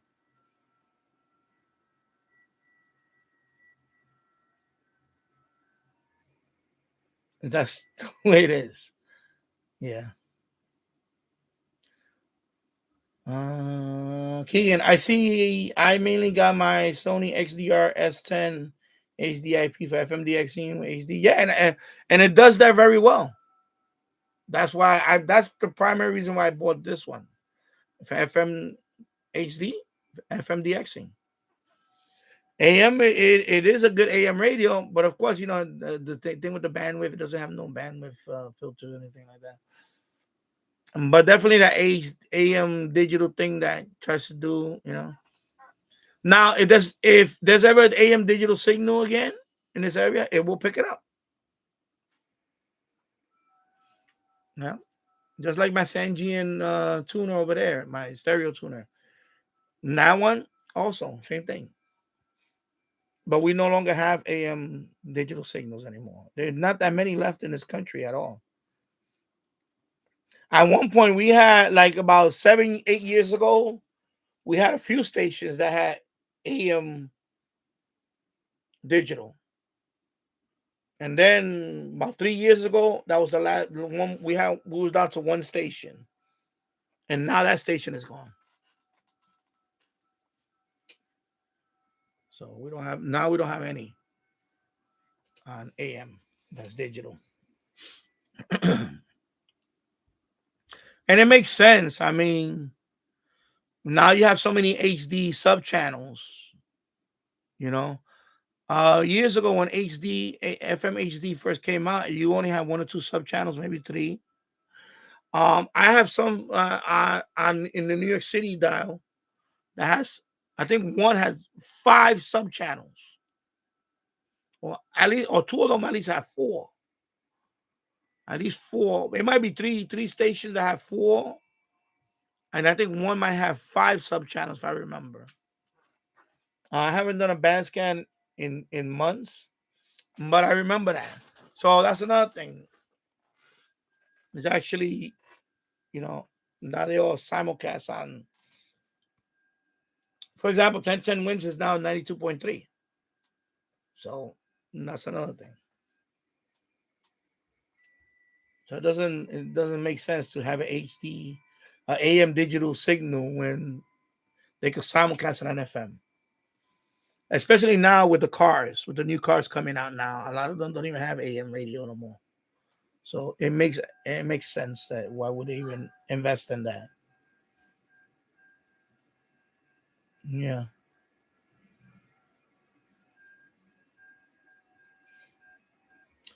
Luna. This is a 55-inch. It's a Roku. It's from a company called Hisense. Hisense. It's a 55-inch Roku TV. Crazy thing is, the other day, my wife and I, we went to Sam's Club, and the price of TVs dropped. I mean, I saw a 55-inch TV for $189. $189, under $200.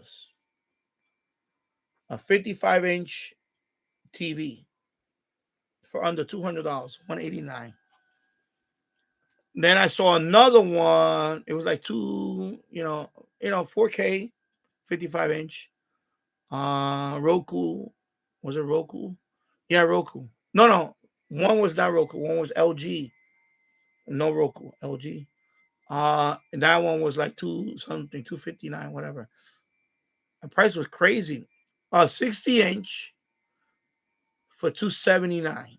Like $279 or something. 65-inch. Not 60, 65-inch for $279. Under $300 in Sam's Club. I was like, wow. I think what's happening is that the 55-inch now is the smallest one in terms of like 4K now. I think now 65 and above is like the lowest now. They're going to sell a lot more. Because now you have 80-inch. We have ridiculous sizes here. This one's 55, but I can't see myself putting one any bigger than this. It just won't fit here. Not in this spot. If I want to get a 65-inch, I wouldn't be able to fit it here. It would be way out here. Yeah, it wouldn't. And then over there, yeah, it wouldn't. So this is the biggest one I could put here anyway. 55-inch. And I bought this TV like 7 years ago now. It's almost 7 years since I have this TV. Yeah, 7 years. And I bought it on eBay. I paid it was on somebody was selling it for under $300, and I bought it 7 years ago. Under 300, I was like 295 or something like that. It was 290. I might as say $300. And knock on wood, it's working great. I love that TV. It's a great TV. The only thing I don't like about Roku is the remote. It doesn't have a keypad. It's just, Roku remotes are like this. There's no keypad. Yeah. So when you want to change the channel, you have to go to the guide, and very cumbersome, And yeah, that's the other thing about it. Keegan, I have a talking house AM transmitter as well, too, actually, for different frequencies. Yeah, I have one, but I would like to at some point, set up a little station. Maybe simulcast my live stream. Because I don't know what I want to do with the AM station, even if I have it for a few hours. So I'm thinking about maybe I'll just simulcast a live stream. Maybe when I go live, I can do that too. Or have my library of live streams also. But live streams are more visual too, So I have to look into it. Maybe I have playlists too that I have, music. I have some audio stuff that I would like to put on it, like audio courses and all that. I don't know. Although I use one most, at least at my old QTH. Yeah. Yeah, I know you moved to another location. I know you live in like an HOA area now, which is a bummer when it comes to antennas. Okay, I think at this point. Oh, I made contact. Yeah, I made contact with Madagascar. Right there. Okay. Cool. All right, let me go to Madagascar. Here we go. Okay, QRZ. Madagascar. Here we go. Let me put the call sign.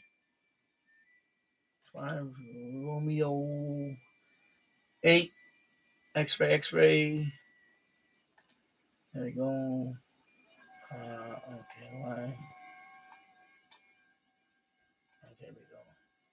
All right. -2.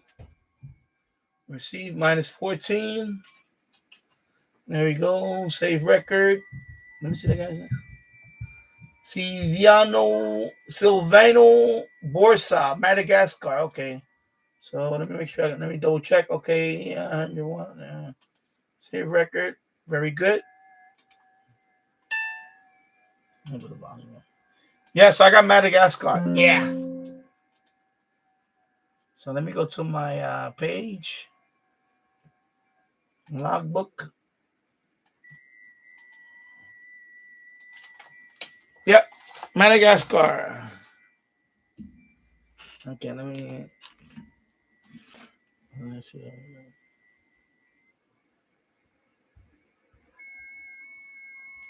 Okay, this phone is right in my way. Let me put it right here. I'm in a quarter away. Okay, here we go. Let me see something. So Italian the expedition team. Okay. All right. So you go, Madagascar. Yep. Sorry, let me put this back over here. Put it right. You know what? Oh, sorry. I'm gonna keep it over here. Put it right. I had it on this side. What am I doing? Yeah, Madagascar. I'm very happy. So let's see. Let me minimize that. Reunion Island. Okay. All right. I'll just send out CQ. I'll just send out CQ.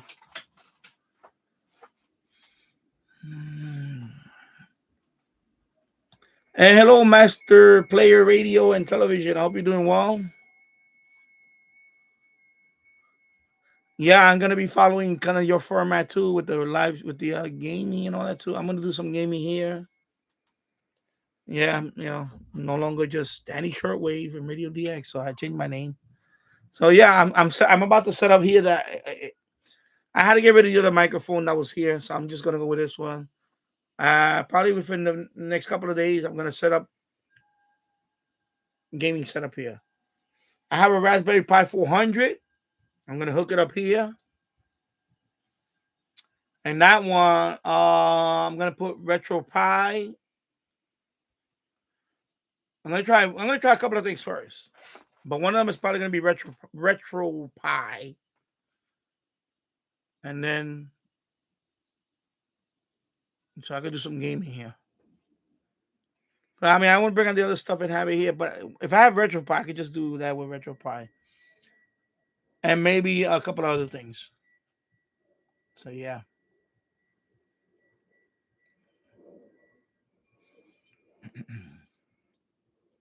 Luna, I see that YouTube still has old Paul Logan FM DX with Sony and Onkyo stereo video pulling UK foreign station in Europe and Middle East.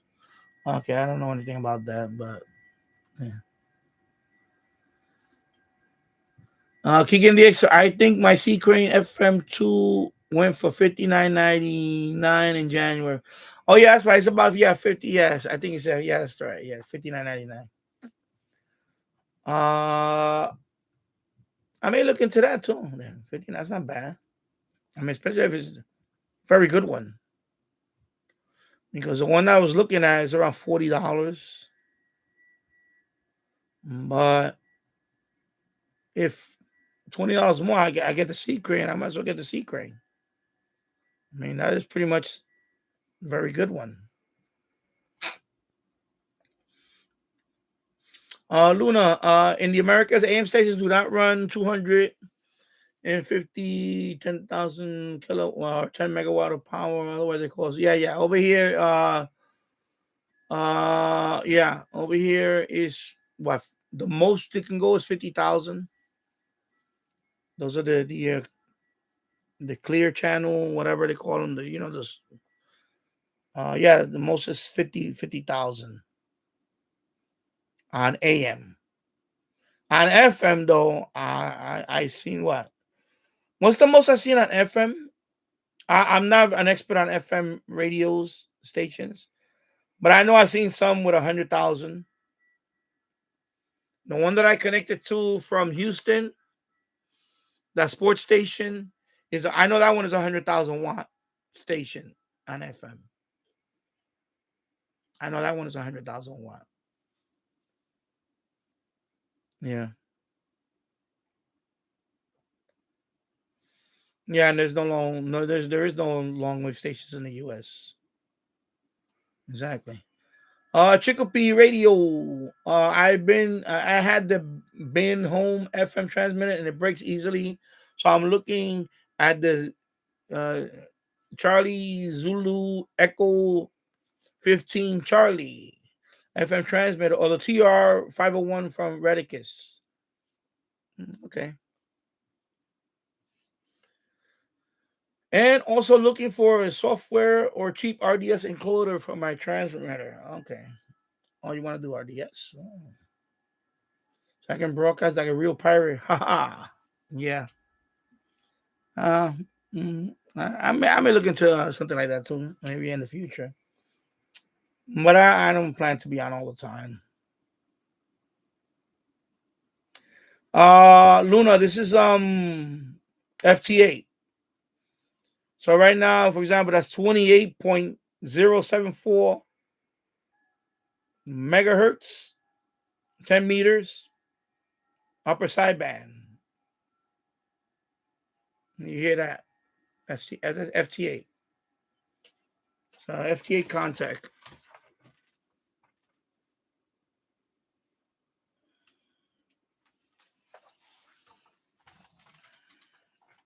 Now, if I could get it confirmed, that would be nice. I have to wait for confirmation.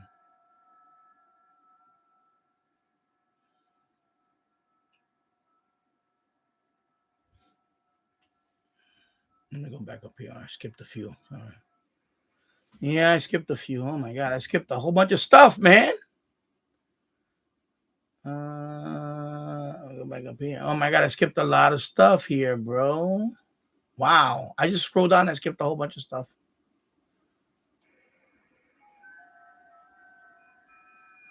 Okay, so Keegan is it's not even Thanksgiving yet as rocking around Christmas tree plays.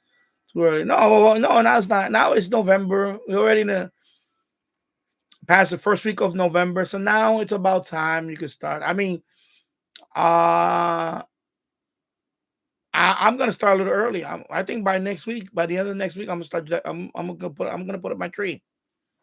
I'm gonna start decorating. I'm gonna start a little early. Some people like to do it after Thanksgiving or during Thanksgiving. They like to around that time or after they start decorating for the holidays. I'm gonna start a little early, actually. I may at the end of next week. I'll put up the tree, and then the lights. I'll put up a few in the window, things like that.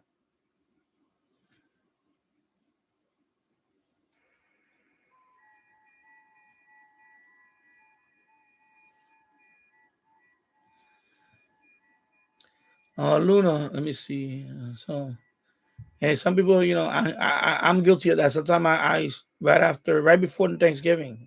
I think the earliest I ever put Christmas stuff up was a week before Thanksgiving. For me, that's the earliest. Yeah, a week before Thanksgiving or right after Thanksgiving. But for me, I think the earliest since I've been in this house, week before Thanksgiving. I mean, if you go on Sam's Club or a lot of these stores, middle of October, they were selling all the Christmas stuff already. It's already out there in the store. Excuse me. Middle of October. They already have all the Christmas stuff out there.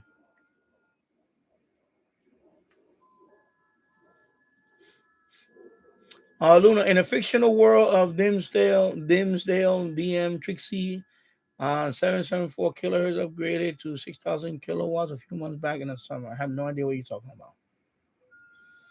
Keegan, I went back to grab a can of A&W root beer. Yeah, nice. Yeah.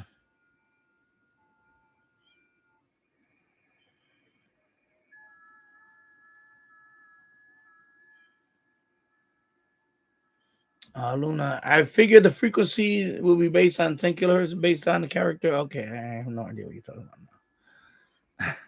He lost me on that one. Yeah, more judges like him. Yeah, exactly. He was a very compassionate, very common sense type of judge. Yeah, believe me, I've been in front of a few judges, and some of them were really unreasonable. I mean, really wanted to,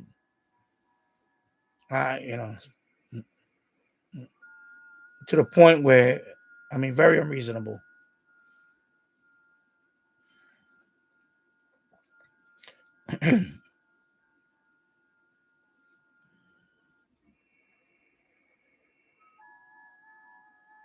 Keenius, I tried one of my Talking House AM radio transmitter last Sunday for the first time in a while at my current house. My XDR S10 picked up the strong signal across the room without the. Yeah, I mean, this radio is very sensitive. You can still pick up, especially the strong signals. I would even without the antenna. Even if you put a piece of wire. Even if you put a piece of wire. This is the antenna that I'm using for this one for AM. It works fine. I could hook it up to an external, but I don't really want to. But if I I can if I want to. The only thing with this one is if you're gonna like, for example, if I want to hook the MLE 30 to this one, let me tip play. If, for example, I want to hook up the MLA 30 to that, then I have to use the where is it at? Oh, it's around there. You know, the splitter. It's like a pigtail, and BNC on one side, and then in the other side is two. You can put 2 wires, and that's it. But you know, I don't use this for DXing. I don't really use it for DXing. You know, when I first got it, I was trying to do some DXing. It's okay, but you know, I bought it more for FM. So yeah.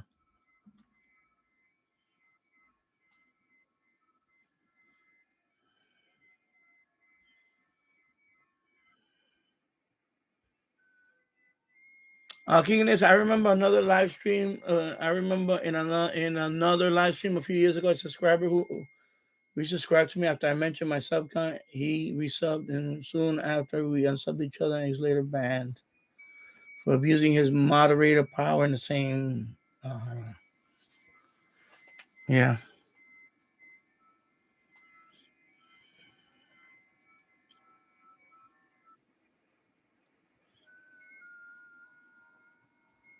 Keegan DX, I'm considering using my AM transmitter to simulcast Packer games as well as Patriot games on occasion to listen in outside.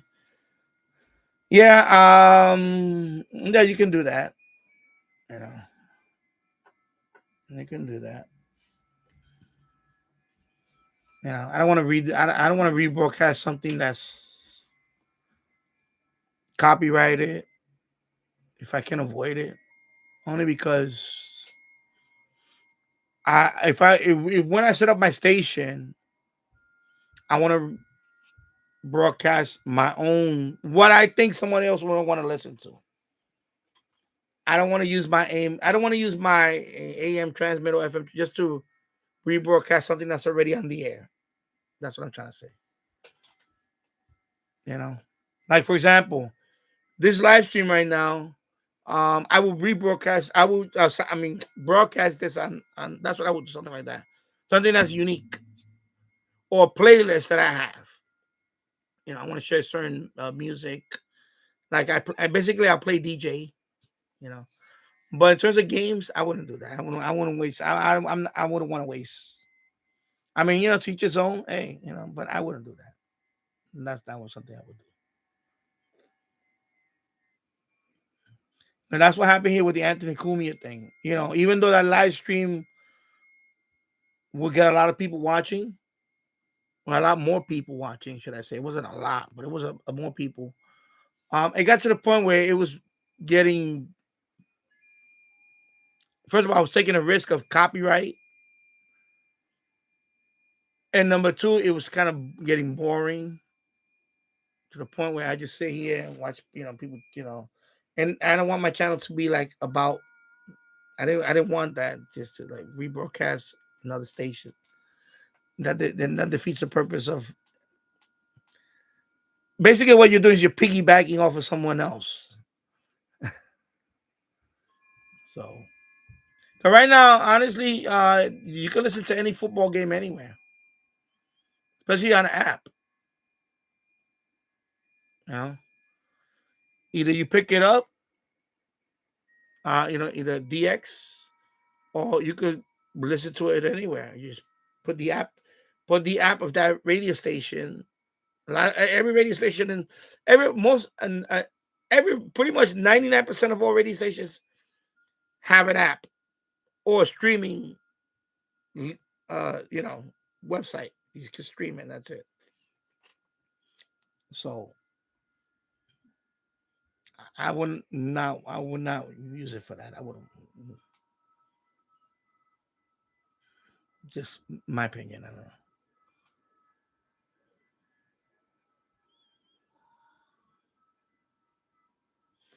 Now I'm thinking about Madagascar, the movie franchise. Yeah, I know Madagascar, right?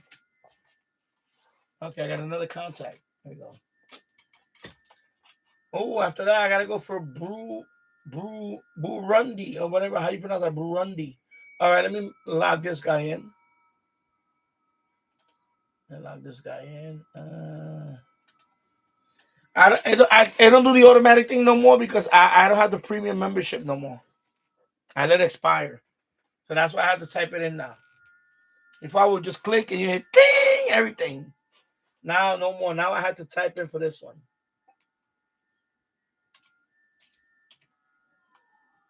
Okay, let me put it like right here. Okay, search.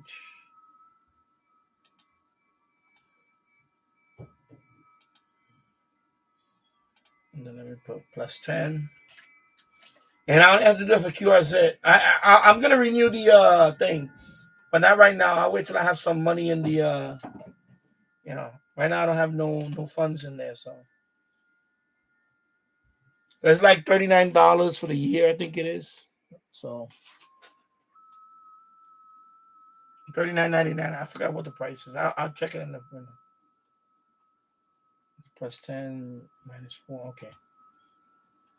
All right, and then here. All right. And then let me minimize that. And let me try. Anyway, let me just CQ. Yeah, oh, it left. Burundi. Oh, Reunion Island. Oh, there goes Burundi. Okay. Let me. Burundi.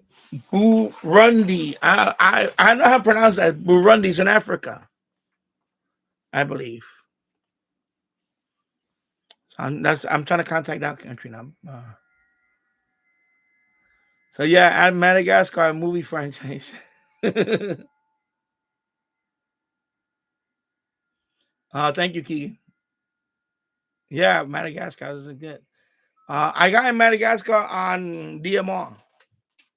On DMR, I spoke to someone from Madagascar. No, it wasn't. No, it wasn't Madagascar. It was Mauritius. Oh yeah, so that's my first Madagascar period contact. Oh, that's right. I got confused with Mauritius. I made a contact with Mauritius on DMR. So Madagascar is right is on the if you look at Africa, right? Africa on the eastern side of Africa, right there southeast is it's a big island. And then there's another smaller island outside of it, and that's Mauritius. So I made contact with that one too. So now I got Madagascar and Mauritius. Wow.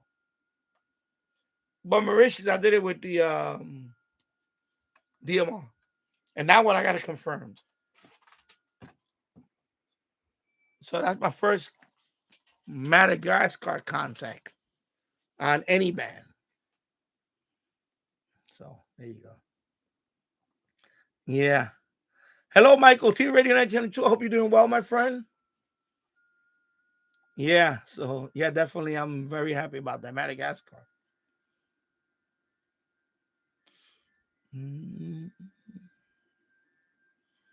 So let me go here. Okay. Yeah, I know who Paul Logan is. Yeah.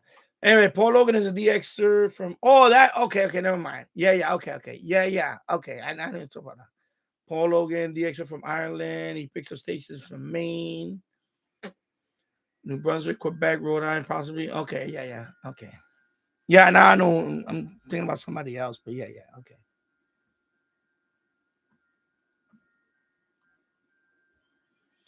Keegan DXer, a TV DXer in Portugal received a TV station audio from Massachusetts, Florida, North Carolina between 2008 and 2009.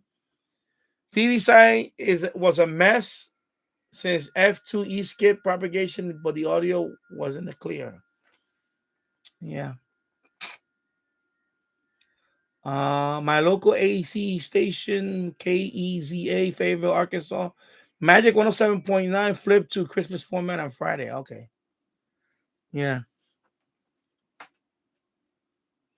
In my humble opinion, if I was running a radio station, I wouldn't flip from the usual format until Christmas, until at least the day after. Yeah. I mean, yeah. You're talking about holiday stuff. Yeah. In terms of odd music and all that. Yeah, I would wait a little bit. At least after Thanksgiving. Like maybe even on Thanksgiving Day. But yeah, that makes sense. And I just finished my can of root beer, as you read my earlier comment. The only problem, I think, the indoor supply antenna that was on the one of my two talking house may have been lost on the move before my old house had to be demolished. Okay, not sure. Yeah, I had that long wire. Yeah. And Michael, I hope you're doing well, my friend.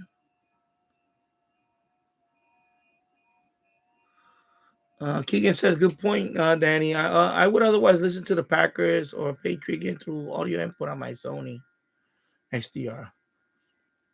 Better to be on the safe side anyway. Exactly. Yeah, because I really want to do a station, but I want to do it more for like, I want people to hear me or hear my playlists, and maybe I can, I don't know, do some call letters like,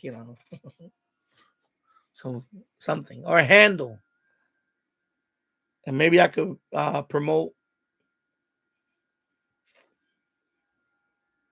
I don't know if I want to promote my channel through there because I don't know if I want to, not that I mean, of course, it's going to be legal. So I probably will promote channel there. I'll probably say, just check me out at Danny Radio and Tech. That's my hand. That's my social media. All my social media. I'll say something like that at Danny Radio and Tech. Something like that.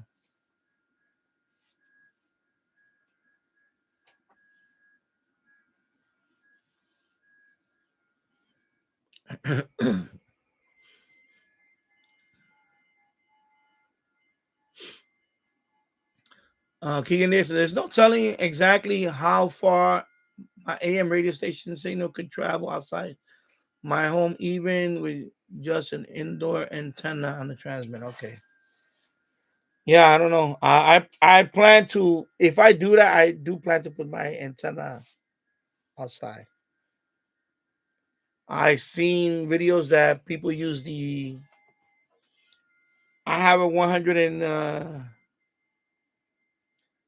what is it, 108-inch CB steel whip. I seen one video that somebody used that antenna and to transmit on that. But now you're talking about uh the legalities of it now. So I don't know.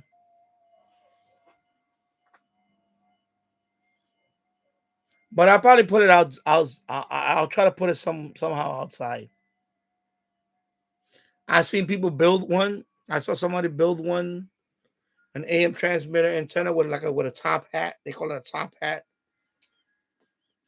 I seen someone do it like that with copper, like a copper sheet or something, or aluminum sheet. So, and they're pretty interesting ones. They claim that they can get up to, like, definitely, because it's AM. Remember, AM is anything is possible with AM. I think he was. I'm trying to remember if it was 10 miles, up to 10 miles. But then again, where he's from, it was in the middle of the boondocks, like in Indiana, somewhere like that. So here is more hilly. But remember, it's AM signal, so it doesn't really matter. I don't know. So it doesn't really matter because it's AM.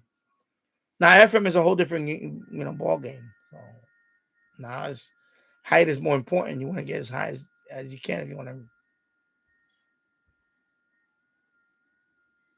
Yeah. Hello, namaste. Alpesh, Ingel. Okay, Alpesh. I'll just say Alpesh. And you're watching from India. Very nice. Thank you for watching from India. Let me see. Oh, I got Burundi. I got him.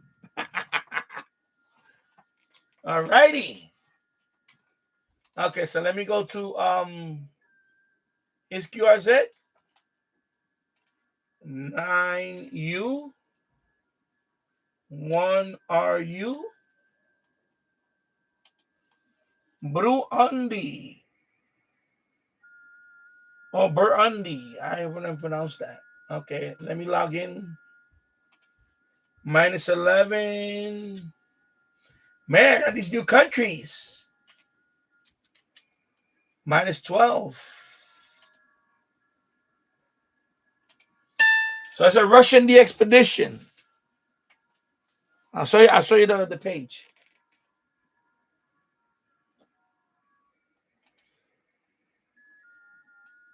So the other one was a Italian the expedition. This is a Russian one from Burundi. Let me go to logbook. Let me see if I can put it right there. And that's their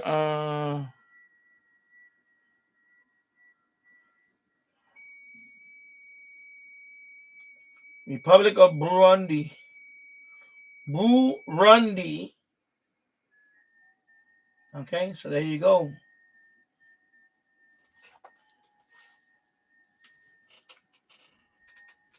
Oh, let me put it over here. Actually, let me check out my over here. Let me move this out the way. Let me update my okay, I got all this crap here. Wow. So let me check my it's like 2 hours now, right? So let me put 2 hours and go. Let me put 3 hours. You know, I'll put 6 hours.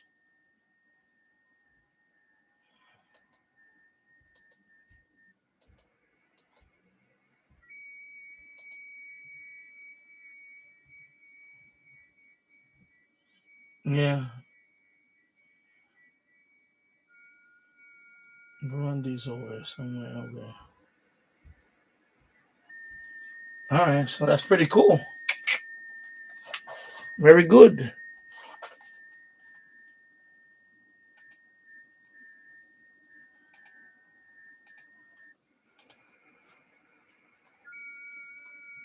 All right, so let me just call CQ.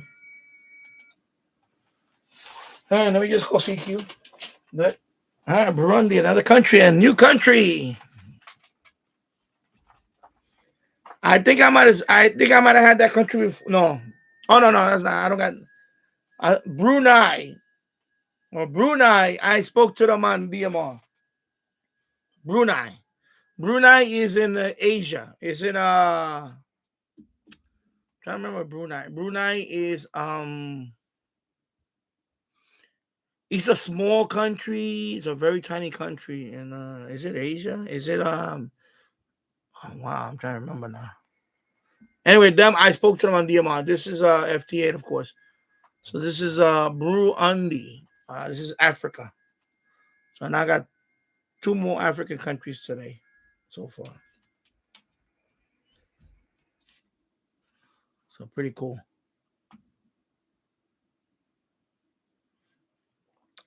Kicking ears. I remember May 2018 when I got my first Talking House AM radio transmitter.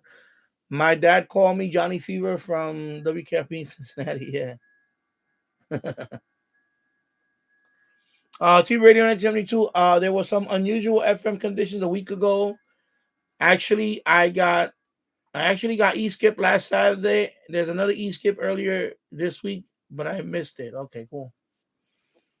Yeah, I was aware of that too. I saw. It might have been you actually. I was watching Jill's live stream last week. I was just watching a little bit of it. I was in the living room. So when I'm watching it on the TV, obviously I can't type because there's no keyboard. It's just watch.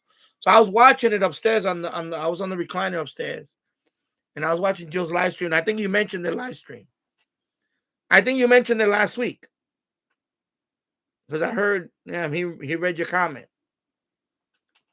So I was like, man, I should have fired up my FMDX. But I said, nah, I was relaxing on the recliner. I think I was painting last week. I was finishing the painting. So, but yeah, I think I heard you last. I heard him read your comment last week on the live stream.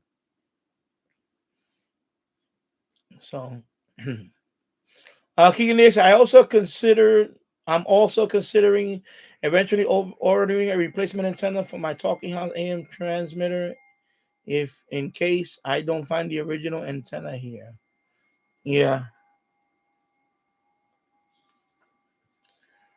Keegan, I had a chance for FM skip last Saturday morning as well, but no luck by the time I checked on my DX286. And congratulations, Danny. Thank you. Yeah, in a new country. I'm like, wow, cool. So yeah, with FTA, like those countries those are the harder countries to get. Usually when they come on, what happens is when they come on, excuse me. What happens is when they come on, a lot of people want to make contact with a country like that. For me, the best method is to just keep sending them, Some people say, just try 3 or 4 times and that's it. No, let's keep sending it to them. What happens is those operators, like if that's the expedition, they're gonna have a queue. That means they're gonna have a lot like a pileup. When we're talking about in voice, it's called a pileup. So obviously in a pileup, you're gonna want to keep trying, like keep saying your call sign, right? Like, Kilo Delta 2 Zulu Zulu Echo, and then they don't hear you. Okay, somebody else, and it's a pileup. And FTA is the same thing. There's pilots on FTA, same thing. Especially a country like that you're not gonna see often. Best thing to do is just don't give up. Keep on. You see how I kept on, and finally I came up on the queue. You might be like number 10 on the list. You might be number 10 on his queue list, but be patient. Don't give up, and then you might finally make the contact. I've seen some people, rule of thumb. Rule of thumb. I seen some people say, I reach out to them 3 or 4 times and that's it. No, I mean, if you really want to make that contact, I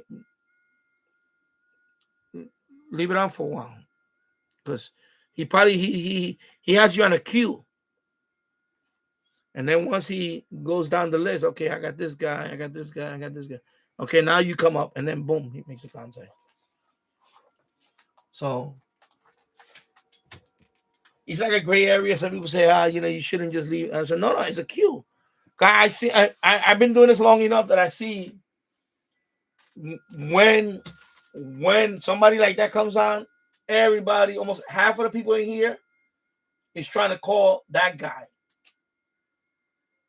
They're all calling the same guy. So you want to be on a queue. Some people are going to give up and drop out. Then you move up. And that's the way. I could make a video on this and explain people that when you want to make these type of contacts, you got to be patient. You just got to wait it out. And then, all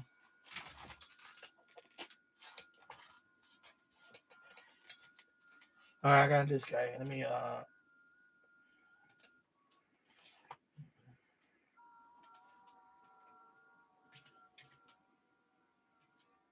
KF0 UQR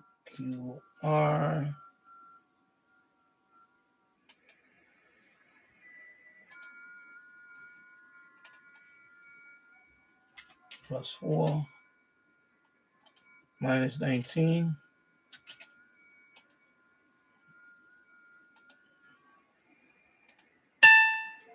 All right, there we go. All right.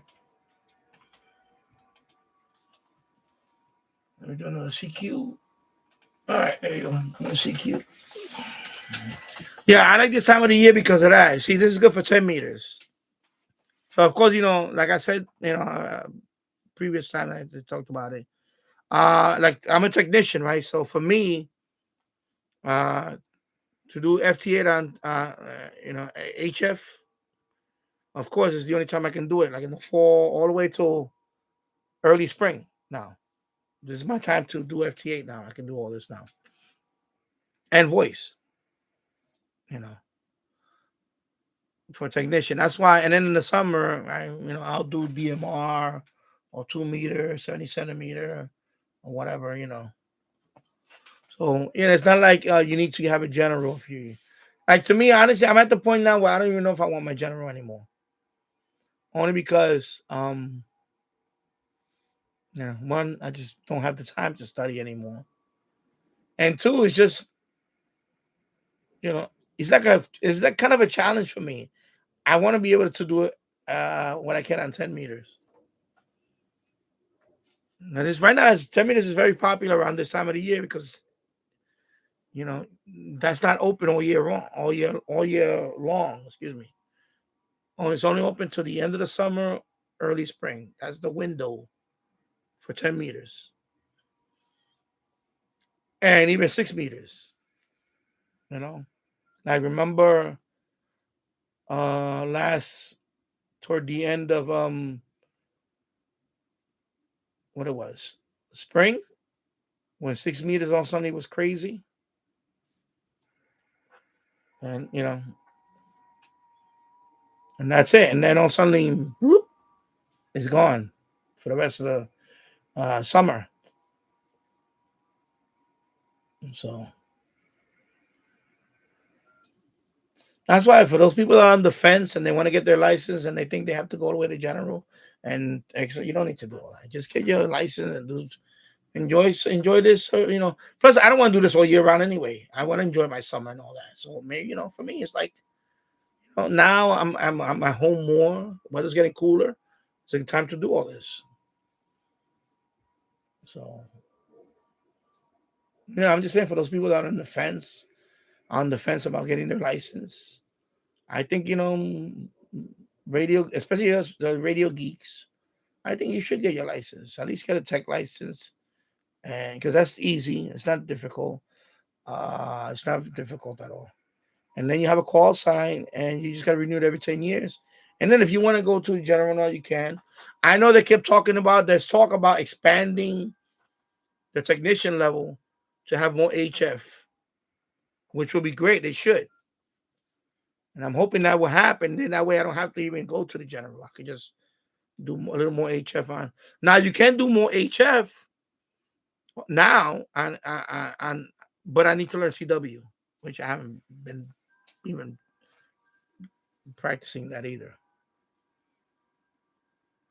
But if you're on the fence about it, I would go for it. It's fun, even if you do DMR, talking to people around the world, it's fun to talk to someone around the world, and it really is. Okay, I'm in contact right there. Somebody's contacting. And especially for me, I was shy. So I was shy to talk at first.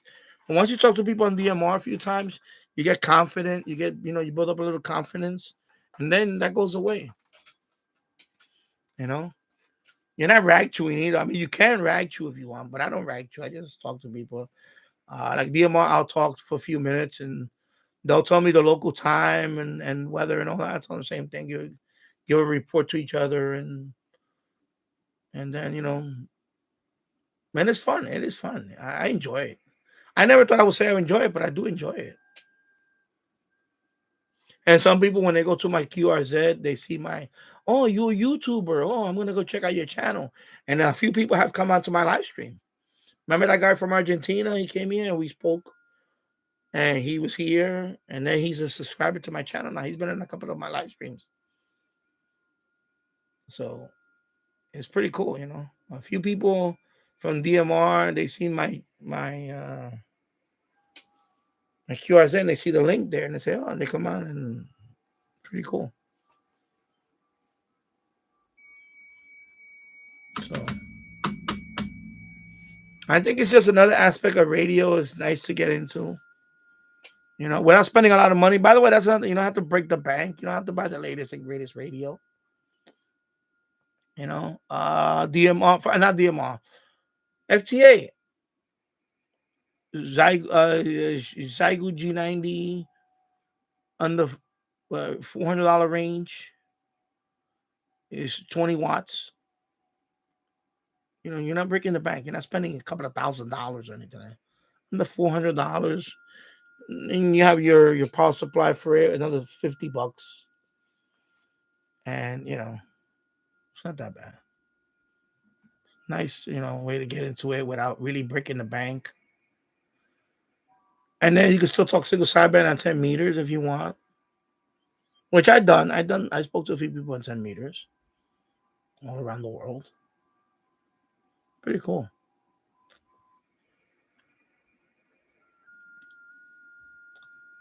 Where am I now?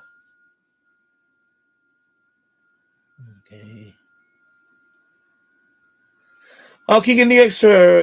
Even if I could legally simulcast sports games on my AM radio transmitter, it would not be the same since there are more neighbors than in my old property. Was there more distance between them?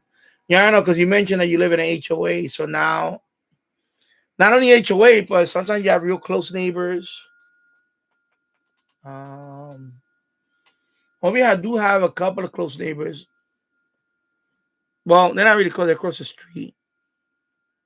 But I'm the last house on this side of the dead end street. So I'm okay. And then the house next to me is actually a detached garage that divides my house from the other house. So there is enough space. So I don't have a problem with that. Plus, I don't live in I could put whatever I want. And everybody sees all my antennas. They wonder what I do. My neighbor, one of them asked me months ago. And I said, no, I listen. I'm an amateur radio operator. I listen to a lot of other stuff. He said, okay. I guess he thought I was well, he knows that I'm not a law enforcement. But some people probably look at it and they probably think I'm eavesdropping or something. I don't know, whatever.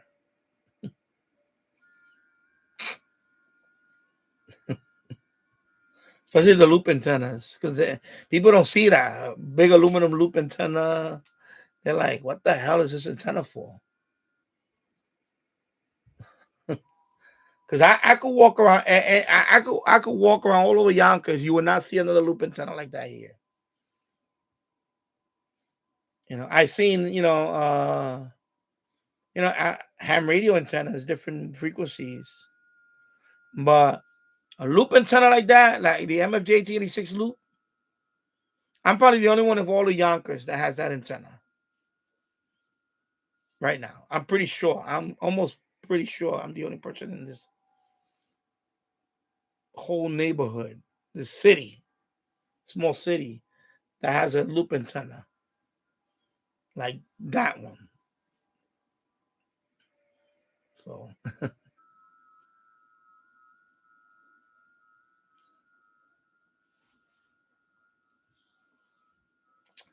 Two Radio 1972, it would have been too late last Saturday because the e-skip happened around noon. Oh, okay. Yeah. Keegan this, I haven't been on Jill's live stream in a while. I was on John's married. Yeah, I know. I missed that one. I saw that he did a live stream. Yeah, I saw that he did a live stream on his channel. I saw that. Because I went to check out his channel and I saw that he did a live. I was like, okay, cool.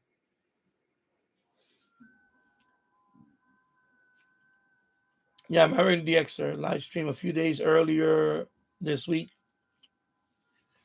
I will likely join Jill's on his live stream if he does one earlier today. Yeah. Well, I'm going to probably go out today after this because they're upstairs right now. They're talking to my wife. I don't know. I think they wanted to go out. But it's early right now. It's only 1 o'clock here. So I don't know. I think they wanted to go out tonight or something. And I don't know if I really don't want to go out. I don't know what I mean. Okay. Anyway, I don't know if they're watching me. But sorry. Just you guys can go out. Let me just shut up. Zip it.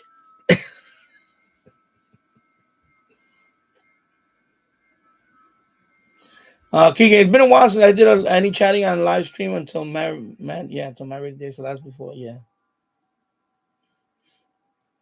No, I'm not editing it out. I'm saying I'm doing it live right now, and I don't know if they're watching. I don't think they're watching me upstairs anyway. They're not watching me because they wasn't. I don't think they're watching me anyway.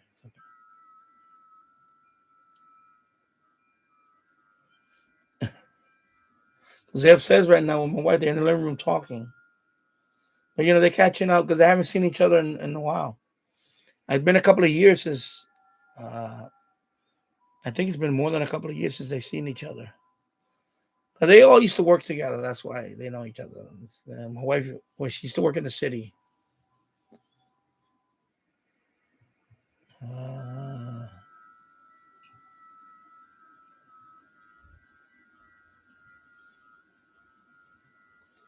Luna, I called Burundi on FTA using the Eton Elite Executive on 21.7. Yeah. Okay, that's 15. Okay, I got to contact you. So you called them on 15? No, it's not 15. That's wait a minute. Jesus, I forgot. Yeah, you called them on 15. Okay, yeah, you called them on 15. Okay, cool. There you go. See, you decoded it. What was the call sign? Let me see. You put the call sign up. It's the same call sign. Is it in yeah, so I'm sure they're probably on every band. Because that's the Italian. No. That's a Russian the Expedition. So they're probably on every band. Right now. So they're probably on. So they what? Yeah, you caught them on 15. They're probably also on 20. They're probably on 20 also. So. Oh, okay, cool. So let me see. Kilo Delta 2. We are.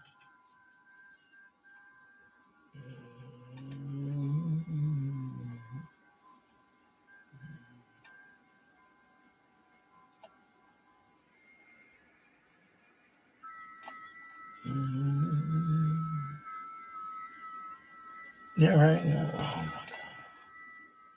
Yeah, right there. 82 BRV. Okay. -6. -19. All right, thank you for the contact. Thank you for the contact, my friend. I'm gonna call CQ. There we go. All right, cool.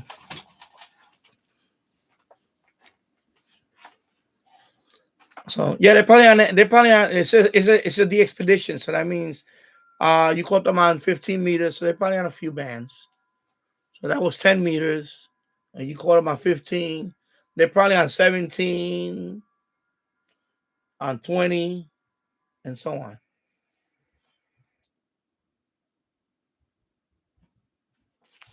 Yeah.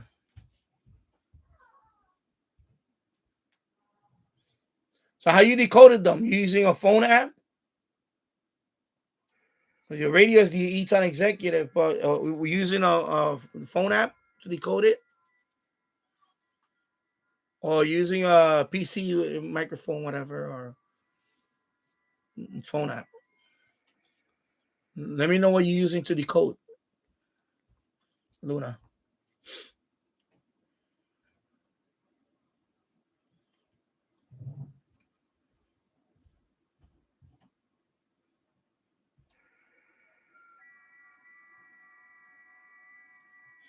Key so that's why I can't. That's why I can get by with an indoor antenna for TV, FM reception, and DXC in my room. The antenna sits on top of a shelf between two windows. Okay. Yeah, 1211 there. Yeah, you're on Central. Yeah.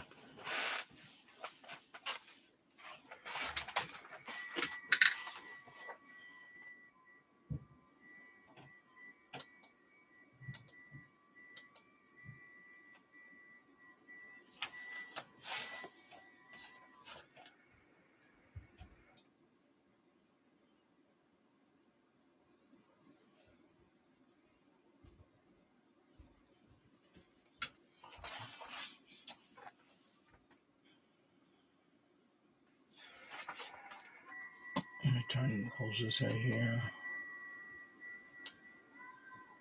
Okay, there we go. PSK. Oh, contact. There we go. Montana. Okay, November 7, Delta November, Foxtrot. All right. Yeah, so let me know how you decode it. Will you use a phone, smartphone app, or you did it on the computer?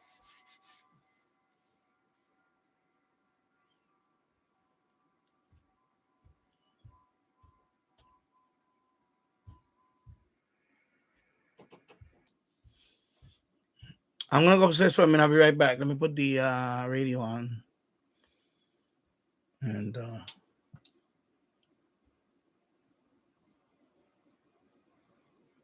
Sleek, smart, and seriously powerful kitchen companion that's about to change the way that you cook. This is not your grandma's toaster oven, folks. This is an 11-in-1 culinary wizard that air fries, bakes, roasts, broils, slow cooks, and even dehydrates all in one compact box that fits perfectly on your counter. Want to check your food? Just glance through the edge-to-edge glass window lit by natural LED. It's got a soft closed door, a cool touch handle, and fits a 13-inch pizza. And here's the kicker, maybe even the best part. With Wi-Fi and Bluetooth, you can start dinner from your phone. Smart cooking, even smarter convenience. The Chef IQ mini oven is the smartest thing in your kitchen. And right now, you can save 20% with coupon code BOOMER at chefiq.com. You got to check it out, folks. Again, that's chefiq.com. Promo code BOOMER. Vanity Fair calls BritBox a delicious streamer. Collider says everyone should be watching. Catch Britain's next best series with BritBox. Stream acclaimed new originals like Code of Silence. You read Lips, right? And Lily, based on the best-selling mystery series. Yeah, Lily. Take it from here. And don't miss the new season of Karen Perry coming this October. You don't look like me. I'll do that or something. See it differently when you stream the best of British TV with BritBox. Watch the free trial today. Injured? Don't be a whiner. Call me, attorney Mark Miner. I'm Mark Miner, and I have over 30 years of experience handling personal injury cases. If you or a loved one has been injured in an accident, don't whine. Call 1-800-LAW-LINE. You can trust that the personal injury law firm of Zalman, Schnurman, and Miner will treat you with respect and fight for your rights. Don't whine. Call 1-800-LAW-LINE for a free consultation. Our goal is to transform your pain into payment. If there is no recovery, there is no fee. We handle all types of accident cases and value the opportunities to help you. The sooner you call, the better. If you are injured, call 1-800-LAW-LINE so we can discuss how to transform your pain into payment. Don't be a whiner. Call Zalman, Schnurman, and Miner at 1-800-LAW-LINE. Zalman, Schnurman, and Miner, personal injury attorneys. Don't whine. Call 1-800-LAW-LINE. That's 1-800-LAW-LINE. Don't whine. The most important radio station on the planet for the most important people in the world. 1010 wins at you. All news, all the time. This is 1010 Wins at 92.3 FM. You give us 22 minutes, we'll give you the world. Good afternoon. 64 degrees right now at 1:20. I'm Donna Vaughn, and here's what's happening. Government shutdown chaos continues at the airports, and for the 1 in 8 Americans who receive SNAP benefits after the Supreme Court stepped in. Well, it's beginning to look like, well, you know, this year's Rockefeller Center Christmas tree arriving this morning in Midtown. All right. I got a Christmas tree. The Rockefeller Center Christmas tree. I haven't been there in a long time. I was there last summer. Rockefeller Center. When I did that live stream from Times Square, that's where I passed through Rockefeller Center. We went to, my wife had accepted an award at nearby hotel. So then right nearby Rockefeller. So then from there we went down to Times Square. But for the tree lighting, I don't go to that.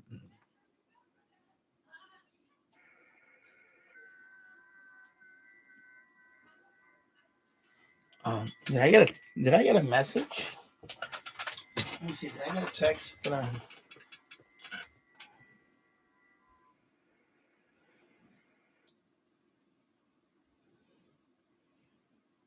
Coming with us where? Where we going? I'll be right back. Put the video on.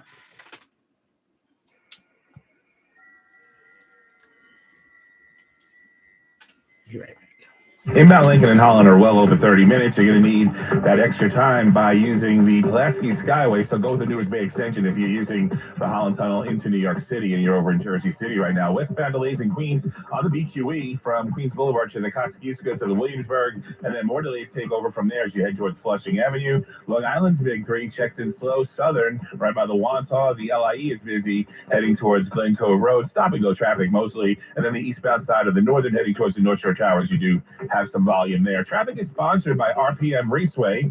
Andre Ferro, 1010 wins on 92.3 FM. Trade errands for adrenaline. RPM Raceway is your indoor thrill zone. Electric go-karts, arcade games, food, and fun. Grab your crew and race into the weekend at RPM Raceway. Long Island, Jersey City, and Stamford. RPM Raceway. Race, play, more. Well, food assistance for Americans in need remains up in the air today. The Supreme Court stepped in last night, allowing President Trump to continue to avoid fully funding the SNAP program for now, as the government shutdown drags on. What's not up in the air are a lot of passenger jets. Over 700 flights have been canceled already today nationwide because so many air traffic controllers are calling out since they're not getting paid. As for efforts to end the government shutdown, that's to blame for the chaos. Senate Democrats put something on the table yesterday. The Senate's convening on Capitol Hill Saturday as leaders, including Senators John Thune and Chuck Schumer, look for an off-ramp. It's clear we need to try something different. What the Senate is doing isn't working for either party and isn't working for the American people. On food aid, the Supreme Court did grant the Trump administration's emergency appeal, temporarily blocking a judge's order to fully fund SNAP payments. Justice Ketanji Brown Jackson issued an order late on Friday, pausing the requirement until a federal appeals court in Massachusetts rules on whether to issue a more lasting pause. Recipients in several states who were quick to submit requests did receive full November payments, but Jackson's order might impact others. In his filing, the government's attorney, Dean John Sauer, says those states are seizing the remaining funds to the detriment of other states' allotments. If the appeals court rejects the case, the administration can return to the Supreme Court. Jennifer King, Washington. New Jersey was one of those states that acted quickly yesterday to issue their November SNAP payments. Governor Hochul said SNAP funding would resume tomorrow here in New York, but it's not clear how the Supreme Court decision might affect that. Stick with 1010 wins at 92.3 FM for the latest on the shutdown and the travel troubles at the airports. Christmas is in the air now that the Rockefeller Center Christmas tree has made its 150-mile journey to New York City. From a backyard upstate to the Rockefeller Center, this year's tree is a New Yorker through and through. Judy Russ, its donor, says this is nothing short of a dream come true for her family. All right, there you go. Yeah, they're going out right now. Yeah, I wanted to stay home. I really don't want to go out today. Anyway, they're going out locally somewhere. They're going to go eat and stuff. I really didn't want to go out today because I just don't want to go out. I want to stay home. Because as soon as I'm done with the live stream, I'm going to start picking up here. In fact, I'm going to do an unboxing right now. I'm going to show you what I give me a minute. I'm going to do an unboxing right here for a couple of things. Let me lock this guy in. I'll do an unboxing.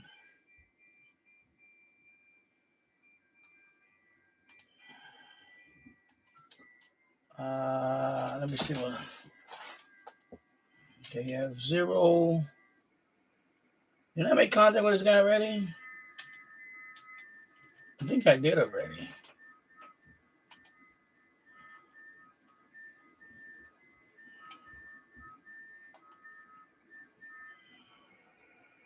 Oh, no, I don't think I did. Let me see. No, it looks like I did.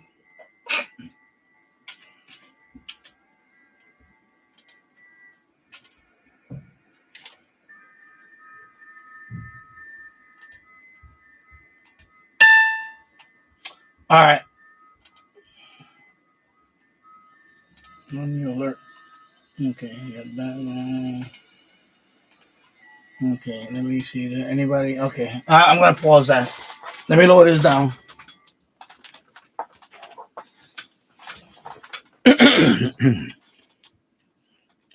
I had a couple of slices of cheese, cheddar cheese. Kicking the DXer Hal Hoffman in New Mexico, who I'm texting with, as his internet is down.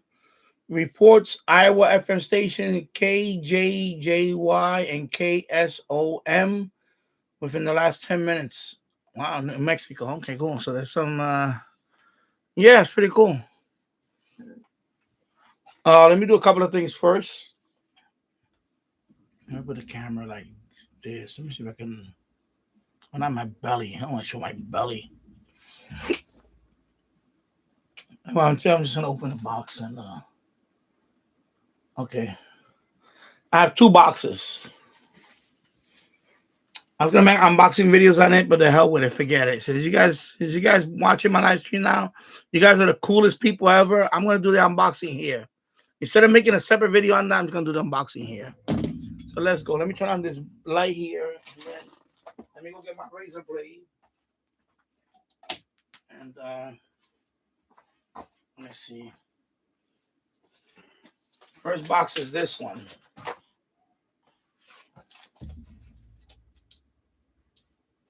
Yeah, there's a few there's a few D expeditions on FT8.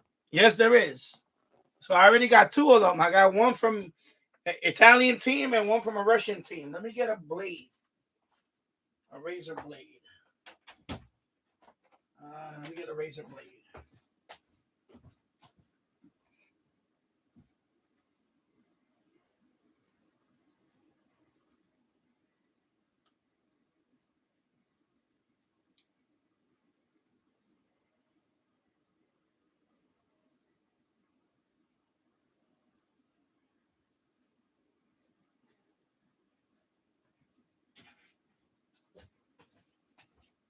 Okay. So here we go. Box. So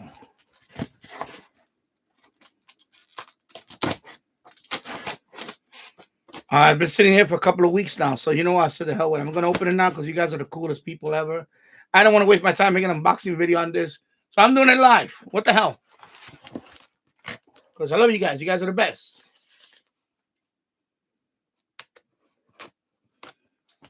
I want to be careful with this though. Okay, and then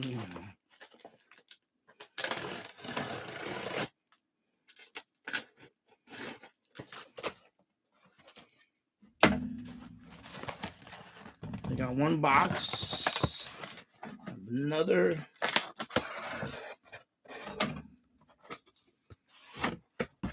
Okay, and he has it enough padded. Nice. This guy packaged it pretty good. There's another padded. So we're done with this box. This is padded. Okay, so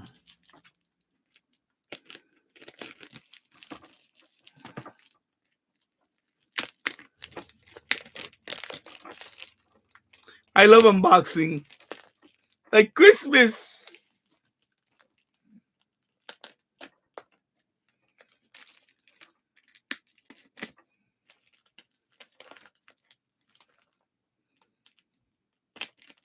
Oh my God, he really wrapped this up, man.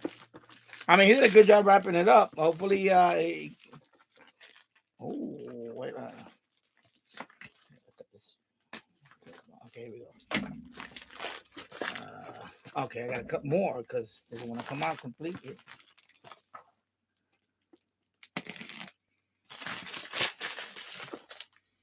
All right, so there we go.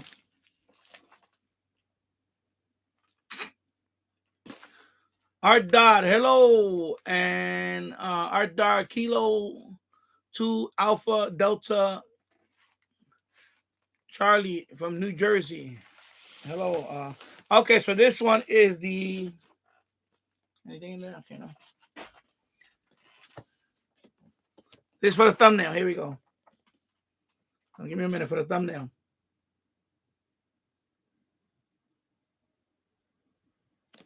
So this is a C64 Mini. Yeah. So C64 Mini, I'll take it out. Of course, I have the original Commodore 64. I have 2 of them actually. The problem with the Commodore 64, the old ones, is that they're old. They're over 40 years old now. You get capacitors in them. They're probably already about to. They both work fine, but I don't want to use them over and over just to play Commodore games. Of course, you can run emulators on the computer and all that. And this is cool. And I also got this with my son. He play around with. He was asking me the other day. He wanted to play a particular game in the Commodore. So my wife is like, "Oh, my wife is like, here we go." Like I just said, they're 40 years old. The computer. My wife is like, "Oh, just bring it down, hook it up to the TV." I was like, they're collectibles. Number one. Number two, they're very delicate. They're very fragile. I don't want them to go bad. I don't want to be able to. One of them, the power supply already went dead, so I got to get a new power supply. So they're over 40 years old now. Remember, this computer came out in 1981, I think it was. So anyway, now they have a mini. Yeah, so the mini version, I'll show you. Let me open it up. Mini version is the next best thing. You don't have to own a Commodore computer. I'm going to show you. I want to take this out without breaking the box. Okay. Let me take it out the box. Now, the beauty about the mini is, see, there's the box inside the box. So, and I paid about $50 on eBay. So this is how it looks inside. You got this controller. It's kind of like similar to the original one, but except it has a USB connector. And then, by the way, this one came with a USB drive. So I'm going to tell you what the USB drive could be. I haven't plugged it in. I'm going to try it out. And then this is the C64 Mini itself. And there should be an HDMI cable in here and all that. There's a C64 Mini itself.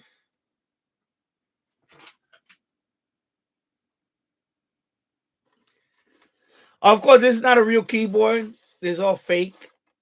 Right? It's all fake. It's not a real keyboard. But you got HDMI. That's your USB, micro USB for the power. And it has two USB for the controller. And you could put a USB keyboard or any USB keyboard, and you plug this into your TV, your or flat screen, whatever USB. Now, it already has a preload. It has 64 games already. It already has 64 games. They're not the best games. There's a few nice games. Like, it does have summer games, winter games, world games, California games. Those are fun games. I played them many times. They're fun games. It also has Impossible Mission. The title list is right here. Read the title list. It's right here, the title list. I'll put it like this. You can see the title list right there.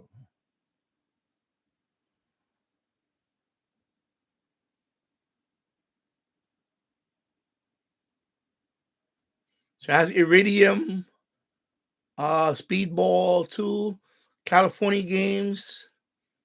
But it has 64 games. It also has the basic screen, the original Commodore screen. You can go in there. You can do that. Also,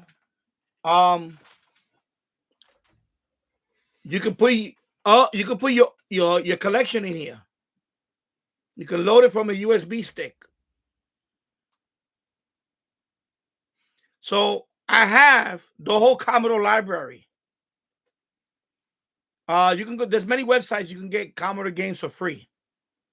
So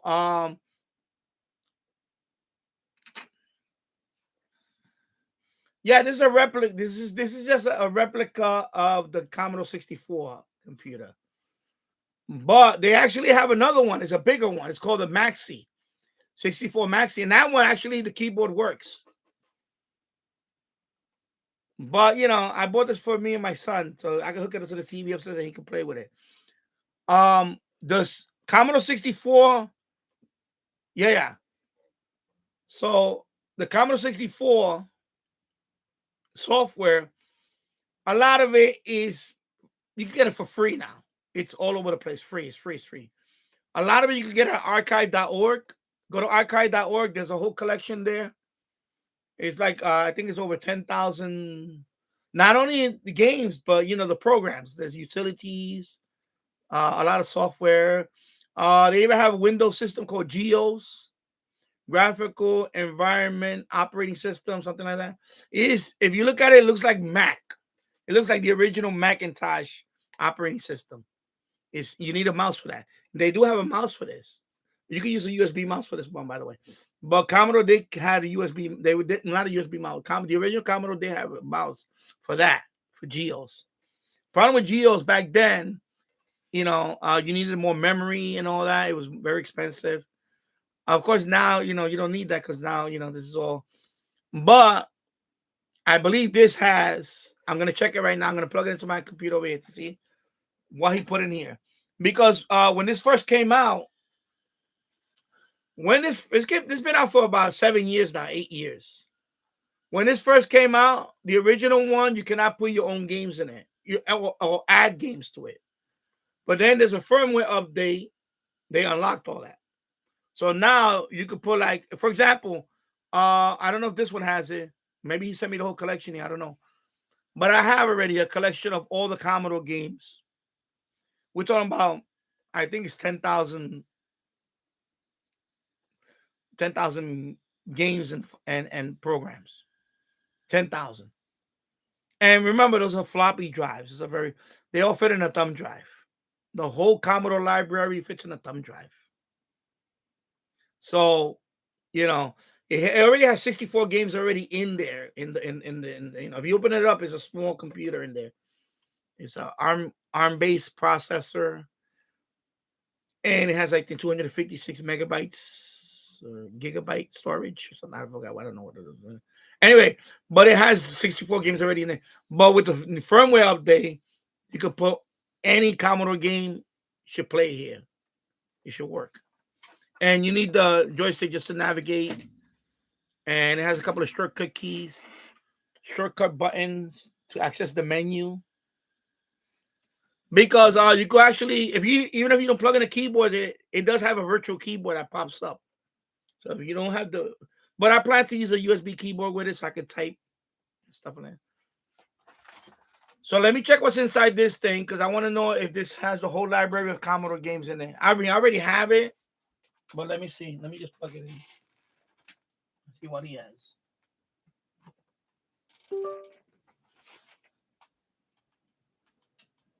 Let me see what he has.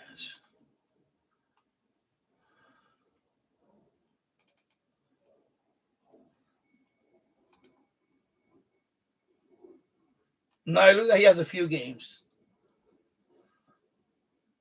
Okay, so it's just a few games. So this thumb drive only has a few games. So that thumb drive, it was in there, I only had a few games. But I have the whole library. There's a website you can go for that. The one that I went to download every single is in one big zip file is on archive.org. If you go to archive.org and put Commodore 64 and you go, you know, I'll eventually maybe I'll put the link in the description. You know, because it's a gray area. But they are free. You can get them. Anyway, I got the whole library. The whole library. So I have, you know, and I got it backed up on another hard drive. I went for years ago. I went to another place and I got the whole library of Commodore games. I'm talking about every game that ever came out of Commodore. So you got the, you know, and not because they're images, like they copy the floppy and they put it into image a D64 file. By the way, Commodore also, it was not only floppies, it had cassettes. They had programs that ran off a cassette. Those are tape files or T64. I got all of those too. Those tape files. I got all of that too. I got every, like I said, I got over 10,000. But something like this you can buy on Amazon. What I'll do is I'll put the Amazon link to this.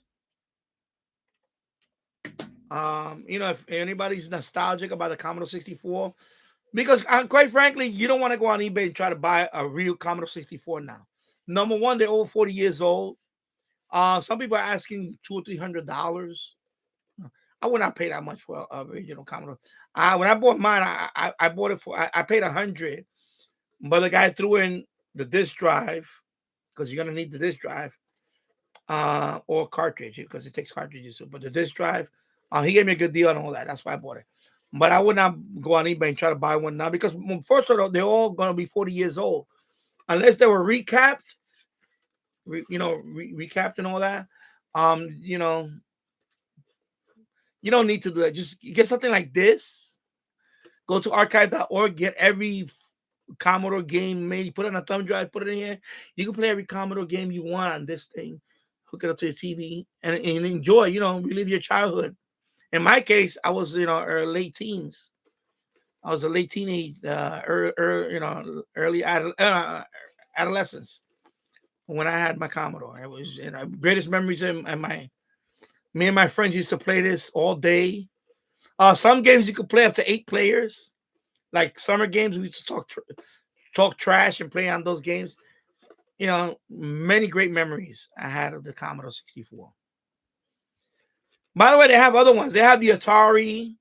They have the Nintendo, the regular Nintendo Mini like this. They have the Super NES Mini, the same company that makes this one. The same. It's called Retro Games. It's the company that makes them. Retro Games. So they also have the Atari 7800 Mini, I believe. They came out with an Amiga 500 Mini. So if you like, I never got to own an Amiga computer because it was too expensive for me. My Commodore, my brother had given it to me because he used to work in sanitation. They were going to throw it out in the garbage, and my brother rescued the Commodore computer, and he had it up in his room for a while. And when I would go into his room and I would see the computer in the box and all that, and I would ask him, Papa, what are you doing with that computer? Can I use it? He said, yeah, go ahead, use it. And that's how this was my first computer ever. I would, that's where I learned all my computer skills. That computer changed my life. I was not a geek. I was not a tech geek and all that before that. I was building plastic models and I had some other hobbies. I was drawing and all that, but I was not a computer guy. And I think the first computer movie was the one that got me interested in computers was War Games. That was my first movie that I saw about computers. That kind of got me into that. Ooh, I would like to learn how to hack and all that. And then when I saw this computer and my brother had it, he rescued it from the trash. This and the 1570, the 1541 disk drive, he had all that. And he told me, I said, Papa, I want, because I wanted to know how to use a computer. He said, yeah, go ahead, take it. And he wound up giving it to me because he saw how much I enjoyed it. And he said, no, you know what? You can keep it. You can keep it. And it changed my life because that steered me into that direction. I remember I was a jet engine mechanic in the Air Force at that time. And that opened the door that kind of opened the door after, well, now actually I got the time date mix anyway. No. But that got me into the technology computer because I always wanted to learn computers. I just thought it was I thought computers geeks was like, woo, way over my head. But then I learned and I really was good at it. And it changed my life because then I wound up, after this, I wound up going into IBM PCs later on. into, of course, Macintosh, Linux, web servers. I got my computer. I went to college. I got an associate degree in computer science. I got my bachelor's degree in information systems. So this opened the door. I met my wife in college studying when I was going. So this computer actually, it was the fork in the road in my life. And I could have been hanging out in the streets with the other people, and I didn't do that. They were out there, up to no good, of course. Most of the people that when I was growing up in the Bronx, that was around my age, in their most of them dropped out of high school. I did drop out of high school, by the way. I did drop out of, but I got my GED right away, and I joined the Air Force. But most people that around that time they dropped out of high school, they were selling drugs. That was their way of, that was their hobby, selling drugs, buying cars, trying to, buying up every piece of jewelry and flashing money and all that. Me, I stood home. This was my hobby. It saved my life because I was at home in the Bronx, and even though a couple of them used to come over, hey, wait, what's that thing? That's a computer, you geek, you, and they would try to make fun of me. I didn't care. But some of their family members, like their younger brother, they would be like, man, Danny, can I come over to your house? I want to see that computer. And they would come over. And I kind of, that computer, believe it or not only changed my life, it changed a few other people around me. Because, when you grow up in the Bronx, a lot of people, they fall into that. They fall into that temptation. They want to make money in the street. They want to sell crack or dope, heroin. Truth, I'm saying, I'm being honest with you. I'm being real here. Me, I stood away from all that. I stood away from all that. I was at home writing programs. I was learning basic. I was writing programs. Because I always wanted to do something with my life. I didn't want to be like them. Even though they had wads of cash and they would drive around in, BMW, Toyota Supra hooked up, $4,000 rims and all that nonsense, flashing jewelry, wearing their, $500 jacket, whatever the hell it was. I don't know, whatever. Having, girls around them. I didn't care for it. I didn't want to deal with that. So my thing was, one, I value my freedom. I didn't want to spend my rest of my adult life in prison. Because they lock you up forever for that shit. Sorry, I know a few of them that got locked up forever. They spent half of their life there. When they came out, I knew people that went in there before they were in the early 20s, and they just getting out now. Some of them just got out like 5 years ago. They spent like maybe half of their adult life in there. Now they're in their 50s. In their 50s. Or late 40s. Getting out now. Spending at least 20 years in there. Because one thing about New York State, they actually, I think it was called the Rockefeller Law, some bill they passed. They released a whole bunch of them. Some that were sentenced to life, they got actually paroled after 25 years. But imagine I'm 59 now. Imagine spending half of your life in prison. Well, you missed out. You missed out on, my daughters growing up. You missed out on the internet revolution. You missed out on a whole decade of anything. You don't get that. You never get that back, folks. No matter how much money you make in this world, you never get back time. Time is something, it's the most valuable commodity in the world, is time. And let me tell you something, and this is sentimental to me because it reminded me of my my teenage years and my early adult years. It kept me out of trouble. Okay? And radios, by the way. And then there was another guy across the street. He was trying to get me into CB radios. That's how the radio thing happened, by the way. Even though I used to listen to AM radio, DXE, but he was the one that started getting me into the CB radio, into that. amateur radio stuff. So hobbies is what saved me from going down the other way. You don't want to go down that way. I tell young kids all the time, get a hobby. That's why my son was telling me, "Oh, I want to play the Commodore." I said, I went and bought it. I'm gonna hook it up upstairs for him. He's gonna play games on there. He already has 2 computers upstairs he plays with, because I don't want him to be, out in the street, get caught up in all that nonsense.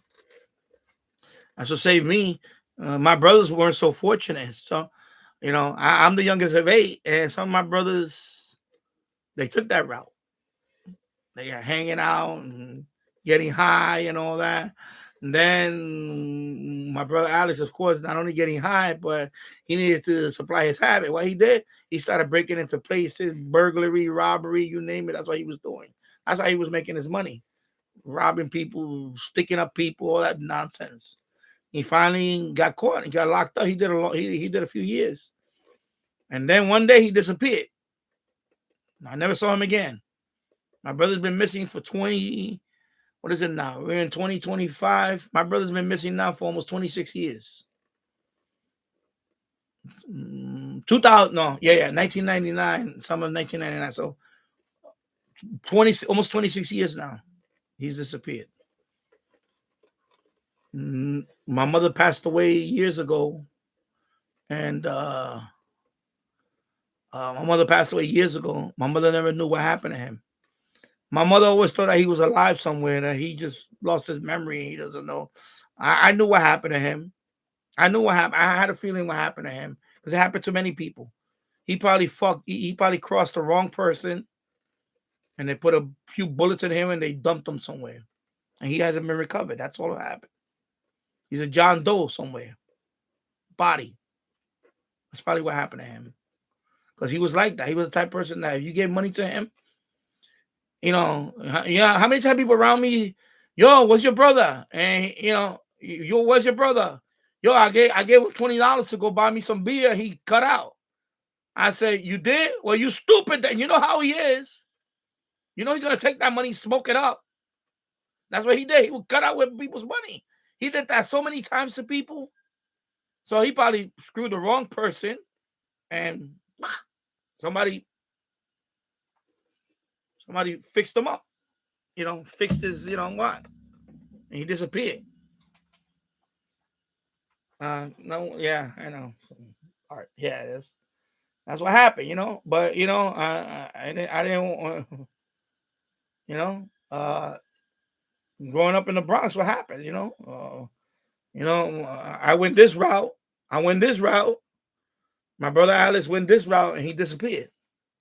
Then my other brothers, a couple of them, they got, they were addicted to cocaine, and to this day, they're still fighting with the habit.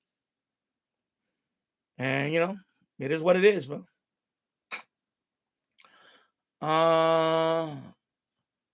T-Rating 19, it would be great if there was a mini version of Magnavox Odyssey. Excuse me. The next one, I'm going to show you what you can do with that. I'm going to show you. But there's emulators for all that, by the way. Some of them you can put on your PC. The mini one, there's a few of them. I think they also have a mini ColecoVision. I'm not sure if they do. Anyway, the website for that, I believe, is Retro Games. Let me see. What's the website for this? They have all of these. Okay. Website. Let me see if I see the website here. Because this is from the UK.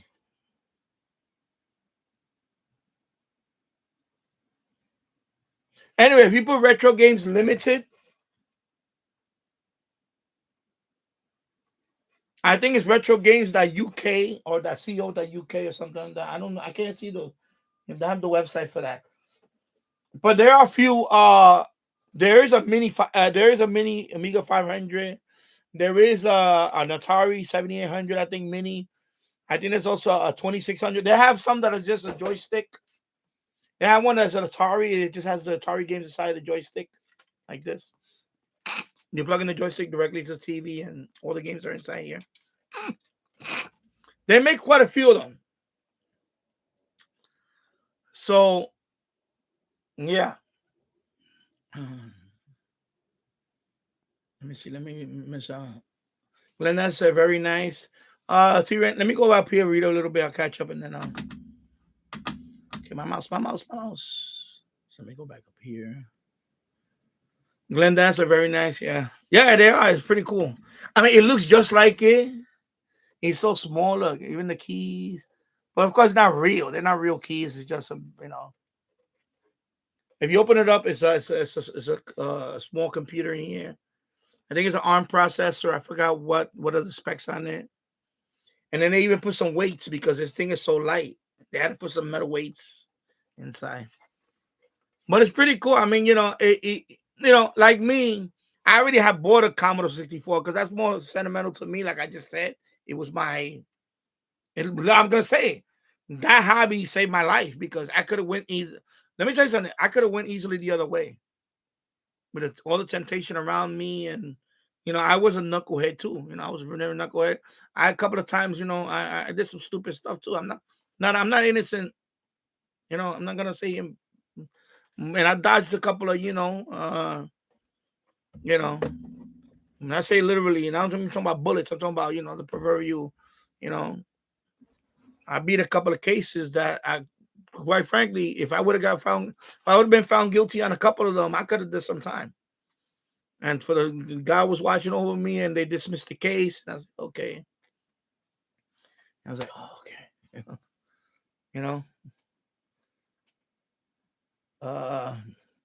Yeah. T-Rating 1922, nice. I never had a C64 computer when I was a kid. I'm glad they are making. Yeah, they have mini versions of a lot of stuff.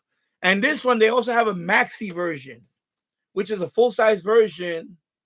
It's a replica of the 664. It does have a working keyboard and everything. But this one, you can still use Commodore 64 software in there. And it just doesn't have a working keyboard. You got to plug in a USB keyboard or use the virtual keyboard on the screen and use the controller too. So you can do either one.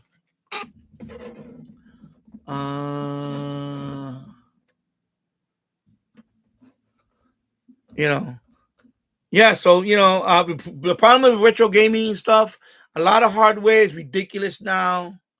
eBay. You know how eBay is. Sometimes they think everybody's stupid and they're gonna spend exorbitant price on like boom boxes. I would love to collect boom boxes. But what they're asking for them now is I would never pay $500 for a boombox. I'm sorry. I'm not going to pay $500 for a radio that's 40 plus years old. I'm not going to do that. I don't care. I don't care how sentimental. It's just ridiculous. So like this stuff, at least they're bringing back this stuff and company. That's what happened. There's a niche for this stuff. It's people like my age, our age, that are nostalgic about 80s computers, but they don't want to go buy the hardware anymore because, quite frankly, it's not reliable anymore with the capacitors and all that stuff. Even the chips on it are hard to find. If one of those chips go out, they're very hard to find, if not impossible to find. And even the floppies right now, you're going to load a floppy that's over 40 years old. It's not very reliable. Of course, now you have digital files like the D64 files on a thumb drive. You can play it and relive your childhood, whatever you want to call it, without buying the actual hardware and still enjoy it. Yeah.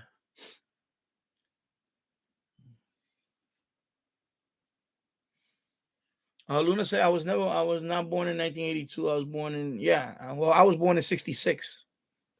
But I remember growing up, like, for example, first video game system that I knew, the home game video game system was the Atari 2600. That was the first one that we had. My neighbor actually had it across the street. My best friend had an Atari 2600. I would go to his house and play Asteroids. Because that was my game for the 2600. Was Asteroids and Pitfall. Those were my two favorite games for that. And then my brother bought a ColecoVision. So I used to play Zaxxon. That was my game for the ColecoVision. And Donkey Kong. And then, of course, finally, I got myself a Commodore 64 because my brother, he passed away. My brother Papo, my oldest brother, he passed away, a few years back. And he was the one that he used to work for sanitation. So he always used to find all that garbage. He would throw out all that stuff in the Bronx because his route was in the Bronx. And they would people throw out garbage for all that stuff, especially. I think where he was picking up garbage was in the somewhere in the South Bronx, I think some of the condominium buildings or something. So he found the whole thing in the trash, and he wanted to give it to me. That was my first computer. So that's why sentimental when I see comments. It just remind me of my childhood and all that stuff. How reports KEZJ in Idaho. Wow, from New Mexico. Wow, that's some good DXing there. Let me go over here. So, Art Dot, has the Bronx changed for the better since you were a teen or worse? Well, actually, it was a few phases. I'll give you a little.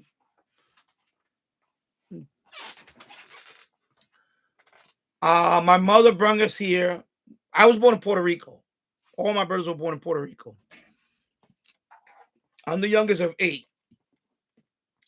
In Puerto Rico, I believe 1969, my mother had to get away from my father. My father was very abusive. He was alcoholic. He was also blind. He's a blind, 100% disability, Korean War veteran, blind. So he was suffering from PTSD. So he would beat up on my mom and us. Well, not me. I guess he spared me because I was the baby. But all my brothers told me that he would just go off on all of them. So he would wail on my mother, beat her up and all that. She finally got fed up and fled. So left Puerto Rico, moved to the South Bronx. Now, for those of you who know South Bronx in the 70s, it was a hellhole. It was a shithole.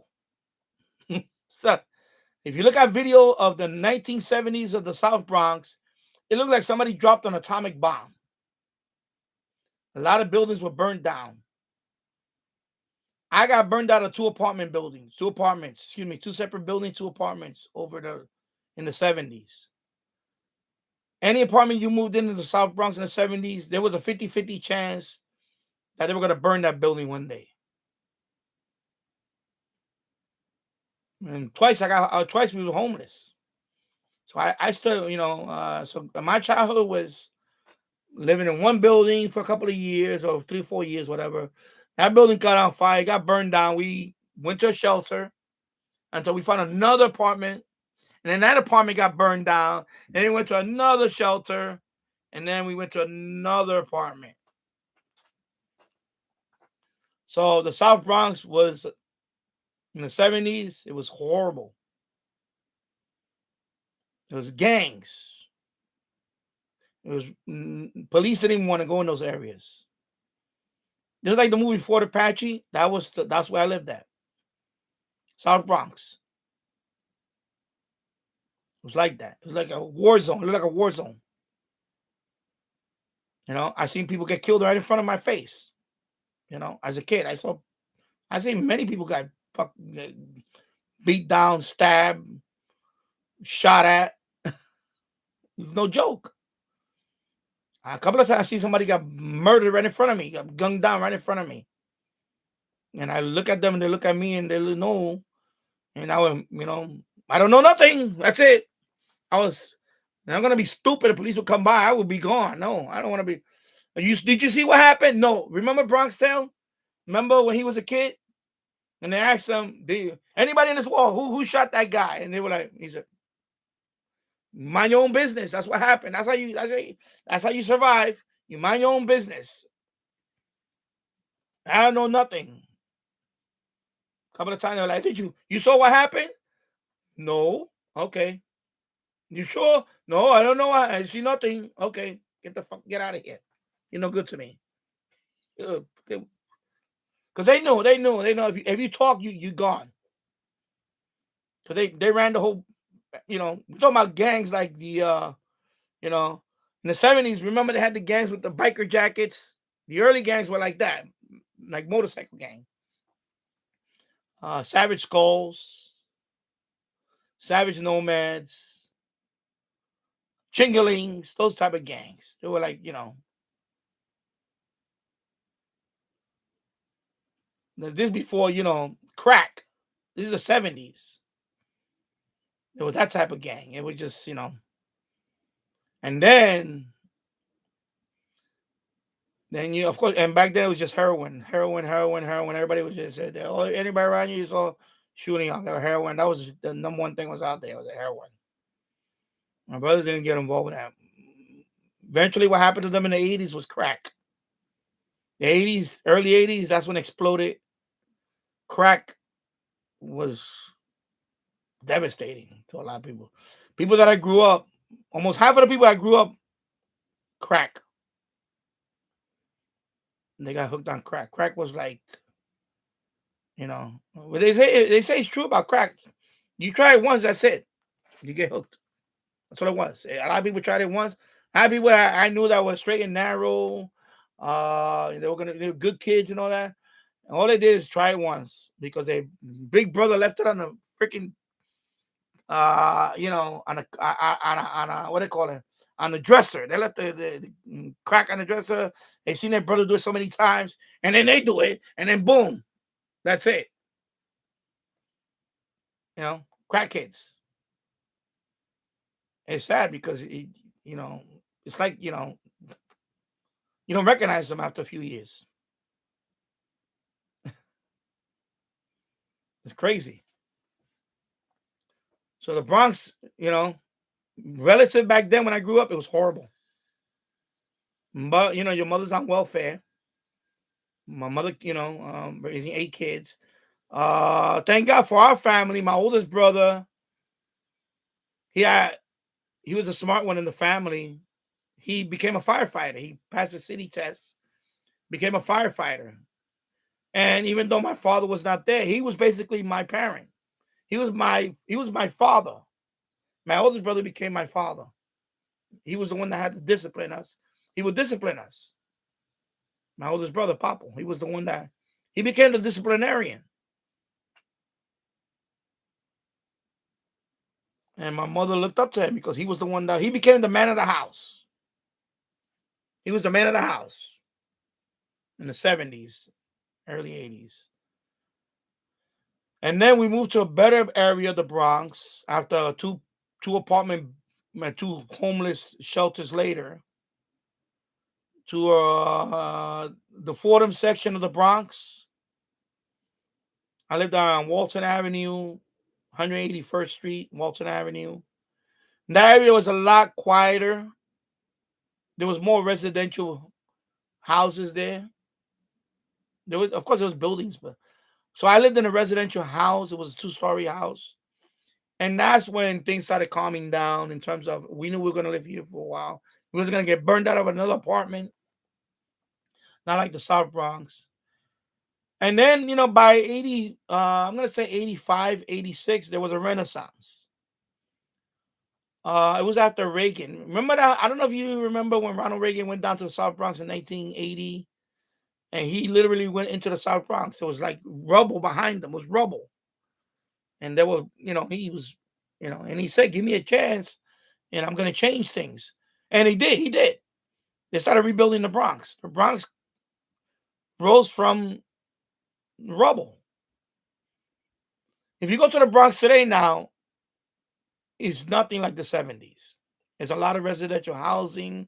There's a lot of buildings now. The Bronx, I think, is the most populated borough in New York City. I think there's 3 million out of 8 million population in New York City. I think 3.5 million is in the Bronx. It's the most populated borough, I believe.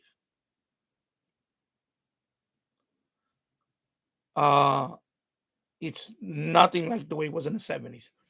Is it dangerous? Well, yeah, it's still dangerous. In some areas, it's still dangerous. Only because, it's not the Bronx itself. Is more,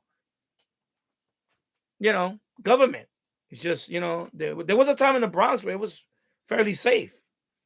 I'm gonna say in the mid 90s to early 2000, I felt pretty safe in the Bronx.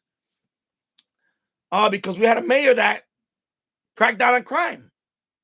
Giuliani. People weren't hanging out in the street drinking beer in the corner or shooting up. That wasn't tolerated anymore for a few years.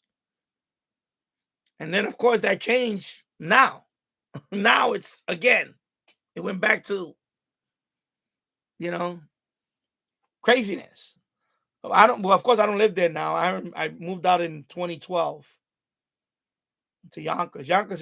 Forget it. Yonkers is so much quieter compared to,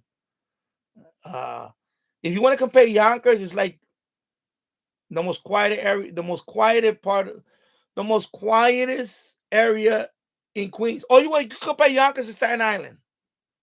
Staten Island is very residential. Yonkers is kind of residential for the most part. Although there are some buildings here and there. But there's a lot of residential in Yonkers too. But yeah, night and day. Yonkers here is a lot more quieter than the Bronx. When I go into the city and the minute I get off the train in the Bronx, forget it. Just the noise, the smell. Forget it. Cost of living. That's another thing that went up through the roof. Cost of living. The house that we got on Walton Avenue when we moved in and we bought, and my brother, actually, my oldest brother, the one that put most of the money for the house, he paid cash for it. 1979, it was like $20,000. That was it for the house. 1979, the house was $20,000. The block, by the way, the block back then was half of the block was burnt out buildings. Back then. Fast forward to 2025. And there's only 2 houses in that whole block that's a residential house left. Everything is buildings. That house now is they offered the owner of that house now, because that house got foreclosed. We had we lost that house. 1.5 million. He got offered for the house. He didn't sell it. He said, "No, I'm not selling it." 1.5 million now that house was offered because they wanted to. They still put the building next to his house because there was 4 houses together. So they wound up condemning the other 3 houses because they all sold. He was the only one that didn't want to sell his house. They put up a building there. The 12-story affordable housing, building, whatever, So the Bronx now is very overcrowded. That's another thing now. Of course, very overcrowded. Good luck finding parking. Anywhere in the city is like that. But in the Bronx, yeah. So a lot has changed, It looks, of course it looks more, it doesn't look like Berlin 1945, rubble all over the place, but it's different now. It's very overcrowded now. Art. Just very overcrowded. Just a lot of people in New York City. Of course, some of them are going to leave now because of the new mayor. Some people are going to leave. Well, I don't know about the Bronx, but I'm talking about the people that have the more wealthy people. They're going to leave. But I digress from all that. That's yeah. Anyway, thank you. My brother, yeah, it's rough. It was rough. It was rough growing up there. But we broke the cycle. My wife and I, my wife, she's an immigrant from Suriname. We met in college. But in my family and here, I broke the cycle. I don't want my son to go through that. My son, he's never going to go through what I went through as a child. I played in the streets. That's another thing. We play street games. All these street games in the street. Kids today don't do that. The kids don't play in the street now. Since I moved here in Yonkers, I had not seen one stickball game here. I have not seen one football game in the street. Nobody plays in the street here. I haven't seen it. I walk around all these blocks in this neighborhood. I never seen a street game. Nobody playing street games. Kids don't play street games anymore. We grew up playing street games. Even basketball. We used to put a milk crate, cut the bottom of the milk crate, and put it on the wooden pole, and that was our basketball court. We would shoot baskets through the milk crate. You know, we were very resourceful when it came to playing games. You know, we had no basketball court nearby, so we put put the pole, face it on the street side, or face it on the sidewalk side, and put a milk crate up, and we shoot baskets. You know, poverty is you make do what you have, and you know. If I had to do it all over again, I don't know if I would change much because it made me to the man that I am today. You know, it made me, you know, because a lot of people I grew up with, some people gave up on life. Some people say, you know, I don't. Some, you know, you got people like that today, today's generation. They point the finger at everybody. Oh, you know, I got this degree in this, and I can't get a job. And you know what? Then you do something else. You know. People spend a lot of time complaining about the situation. I've been there. I've been in that situation. I'm very fortunate what I have now. I love what I have now because I look back on it, you know, I defied those odds. Believe me, I used to be one of those guys that used to go in the train yard and write graffiti on the train. I knew better about stepping on the third rail. But I used to go in the train yards, write graffiti, just like every other graffiti writer. Except I didn't do it for too long because I was afraid of getting caught. But I did that. I went into train yards and wrote graffiti on the train and, you know, trespassing and 2 in the morning. You know, I know people that did that and never lived to tell about it. I never subway surfed. That's one thing I never did. I never did that. But I know a lot of people that did that back then because now you see it all over the news. I was never stupid enough to do that. I didn't want to do that. I didn't want to do that anyway. I didn't care. I knew better. I knew because I used to walk in those tunnels. I knew that there's very low clearance and all that. And all you need to do is, you know, get hit by a beam. While that train is going 60 miles per hour, you're dead. You're dead. That's it. Or if you fall on the track and happen to hit on the third rail, you're dead. Or you fall on the track on the other track and the other oncoming's coming in, you're dead. I knew better than all that. But, you know, trust me, there's a lot of people that I knew that they're not here no more. And a lot of them die young. They died before they were 20. I knew some that died before they were 16. Because they did the one costly mistake. That's it. And I know some that they're never gonna get out of prison. I know a couple of those that they never gonna get out. So, you know, I digress from all that. But that's why I say a hobby like this changed my life. Because you get caught up in all that stuff. So that's unboxing number 1. So archive.org, they have a big zip file. It's a few gigabytes. I'm trying to remember how big is it. It's like might be 6 gigabytes. Every Commodore program you can put in here. And you put in the thumb drive, you know, thumb drive right here. The only thing about this too is the joystick. If you put the joystick here, if you use a wider thumb drive, they say sometimes it kind of blocks you. They kind of put them like too close together. So you can see there. They look a little too close. That's the mistake. They should have been more, give more space. But you can put a hub on this too, by the way. You can put a hub. USB hub. So you can do that too. So, you know, this one comes with pre-built 64 games. But if you wanna play more games, put them on your thumb drive, put it here, and on the screen you'll see the USB icon. You go with the controller on that, and then I'll do a live stream with this. Maybe my next live stream I'll do with this or the other one I'm gonna show you.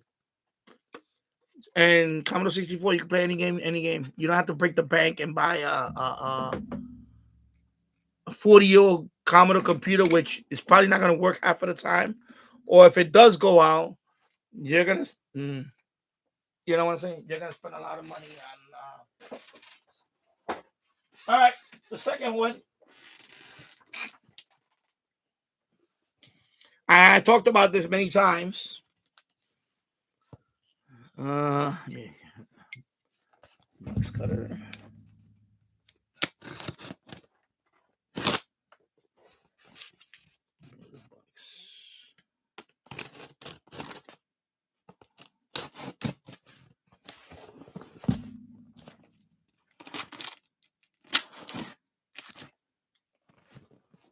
All right, so I got that. Let me close this blade. Actually, let me see if there's another one. Okay, it's in there. Okay, so let me take it out the box.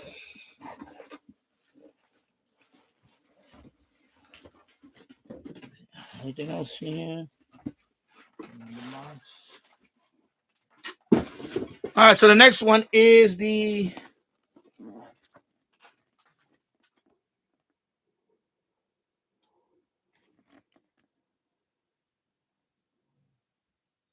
thumbnail. There you go. Let me do another one. Sorry, that one was that. There you go. Sorry.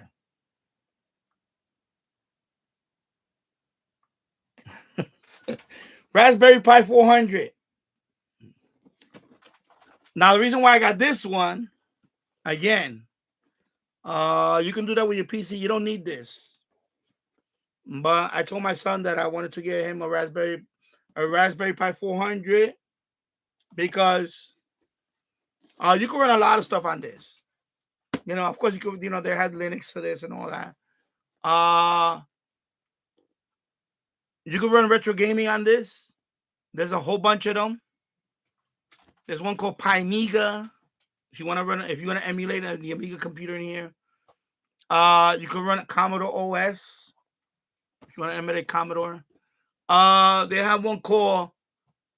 Now, when you talk about retro gaming, they have what they call like front end. It's called a front end or something. I forgot what they call it exactly.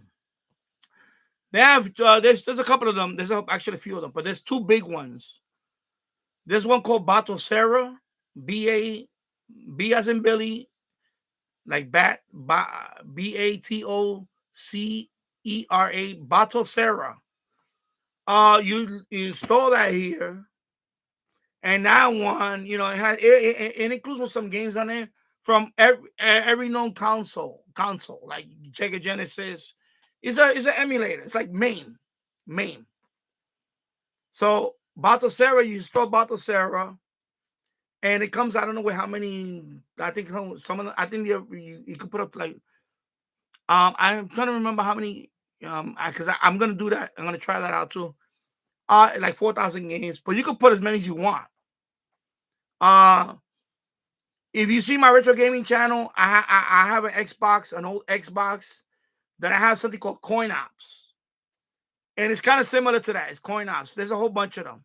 So Batocera is another one, and that one, when you go in there, it's like an interface. And if you want to play, for example, Sega Genesis, you go on Sega Genesis, and it shows you all the games that you have there. But you can put as many as you want, emulators, ROMs, call them ROMs.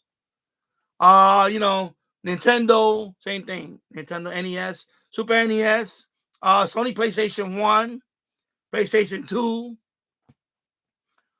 Depending on how fast your hardware is, they even have up to PlayStation 3 and 4. This one's not probably going to run that. But anyway, Batocera, that's one of them. You can install that. You can put a whole bunch of retro games in there. The other one's called RetroPie. RetroPie, like retro and then PIE, Pi, right? RetroPie. And that one has another kind of interface And that one has a whole bunch of games already preloaded, included in there. And I think it's like 4 or 5,000, whatever it is. I don't remember the number. And again, that one is the same. It's similar to Battlesera. It's just another interface. And you could put, like I said, you know, they have that Commodore 64, Atari 2600, Sega Genesis, Neo Geo, you know, and you could, it's an emulator. You could, it has all those games, ROMs in there. If you want to add more ROMs, you just download them from wherever you download ROMs from, and you put them in there in the directory, and so that one's called RetroPie. I'm leaning toward RetroPie. I want to try RetroPie first, but I may try Battlesera. But I may just go with RetroPie because it's kind of made for the Pi, Raspberry Pi. Battlesera, you can run that on any. Actually, I think even RetroPie they have versions for other stuff now. But Battlesera, you can run that. They have Linux version. They have PC for Windows. I mean, not Windows, but yeah, PC. You can run on a PC and all that. So anyway, this is Raspberry Pi 400. This is my, well, I don't want to say it's my first Raspberry Pi because I do have a Pi 0 there and a Raspberry Pi, but those are more like one is for the anyway, this is my first true Raspberry Pi computer. So that's why I got it. And I paid about $80 for this. So this is the kit. So this comes with the mouse and let me check it out. Raspberry Pi 400. So let me check out the box. So these are going to be on this channel a lot in the future. So smash that like button.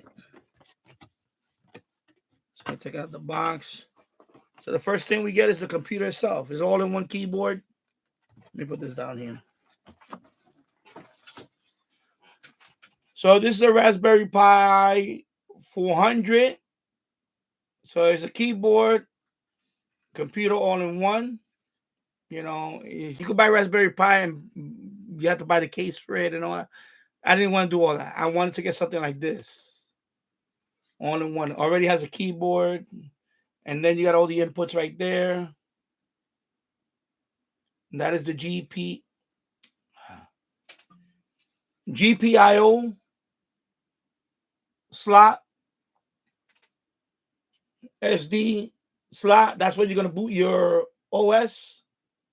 So there's an SD card already there. Of course, I'm gonna set mine up with RetroPie. And then you have what's that? Micro USB ports. You got 2 of them.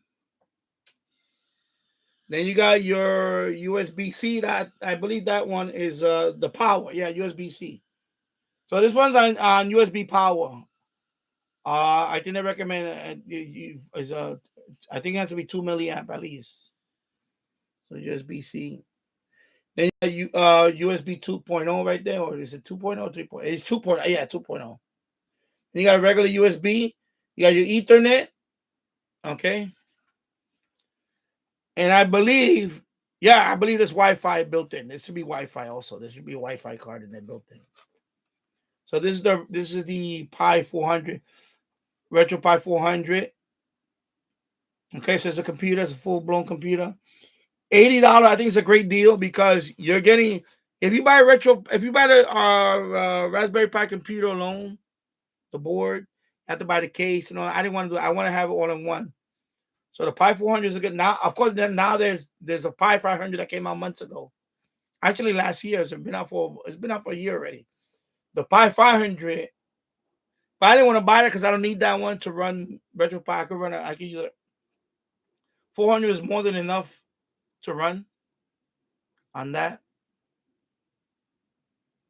Okay. So there you go. Of course, this comes with the mouse. Let me take out the rest of it out of the box. Because this is the kit. So this is the kit. All right, take care, Michael, and thank you for stopping by. So this is the kit. So this comes with, let me put all that right there. So this is the mouse.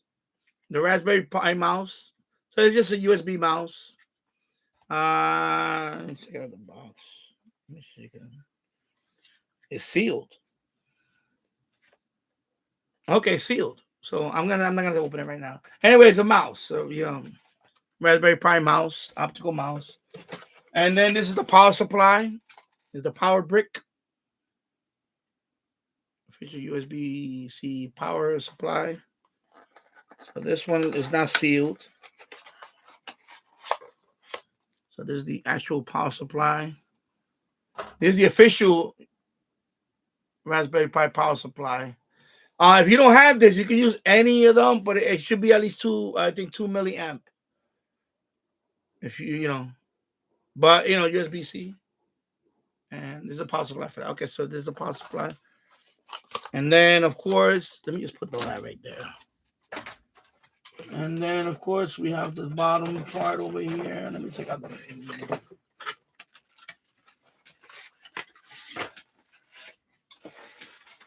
And of course, you got comes with a beginner's guidebook.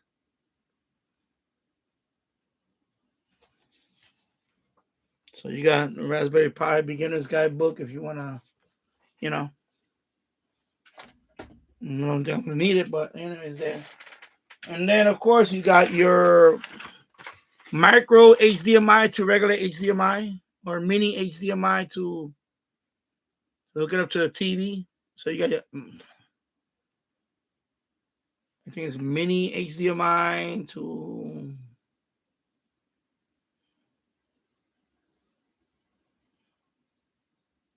okay. So it's a mini or micro. I don't know what the, anyways, a micro or mini HDMI to regular HDMI. That's what that is. So, and then it also comes with an SD card. What's the SD card? But I think this is the no. Well, the SD card is already in there. I seen there. So this is the to put in a regular. What do they call that? Well, I forgot what they call that. Say anyway, the container, whatever it's called. I don't know. Anyways, a blank is the adapter, a mini micro SD card to SD, whatever. And that's it. And I paid about $80 for it. I think it's a great price for it. I was gonna buy it a year ago, but something happened on eBay and the guy wound up not shipping it. He took forever, so I canceled the order. So I wanted to buy this a year ago, actually. So let me put that over there. Put the book right there. So there you go. So anyway, that boxing right there. So I got the Pi400. This is gonna be for retro gaming also. So I'm probably gonna put Retro Pi in this one, most likely, and see, because I want to try which one has, which one works well, and if I, how many games can I put in there. I mean, I have I have the, like I said, I have the coin outs upstairs. That one has over 7,000. No, excuse me. That one has over 4,000 games already, and that one is running on an Xbox, an original Xbox. But this one is more up to date. It's newer. I want to put more games in this one. I want to put as many. I don't know. I want to put more newer games like PS2 games like that. More of those games. And then the Commodore, I could put Commodore games on here too. By the way, I could put the Commodore. And then I have the Commodore, and this is more like for my son. I mean, I'll feature it here too, but it's more for my son to. Because he wanted to play Mario Brothers on the Commodore 64.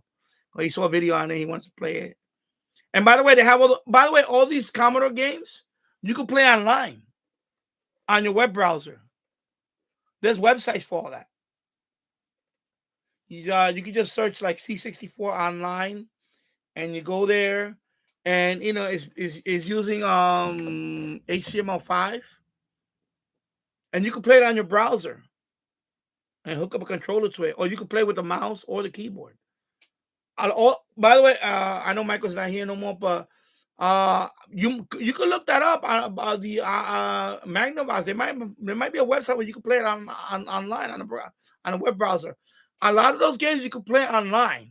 The older computers, a lot of them you can play online. Like I played Sega Genesis games online.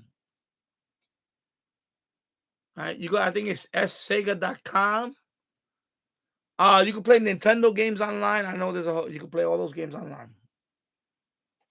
Remember, those are, they don't require a lot of memory. I mean, the computer hardware we have now, those games run like nothing. So you can go to a website and play on your browser right there.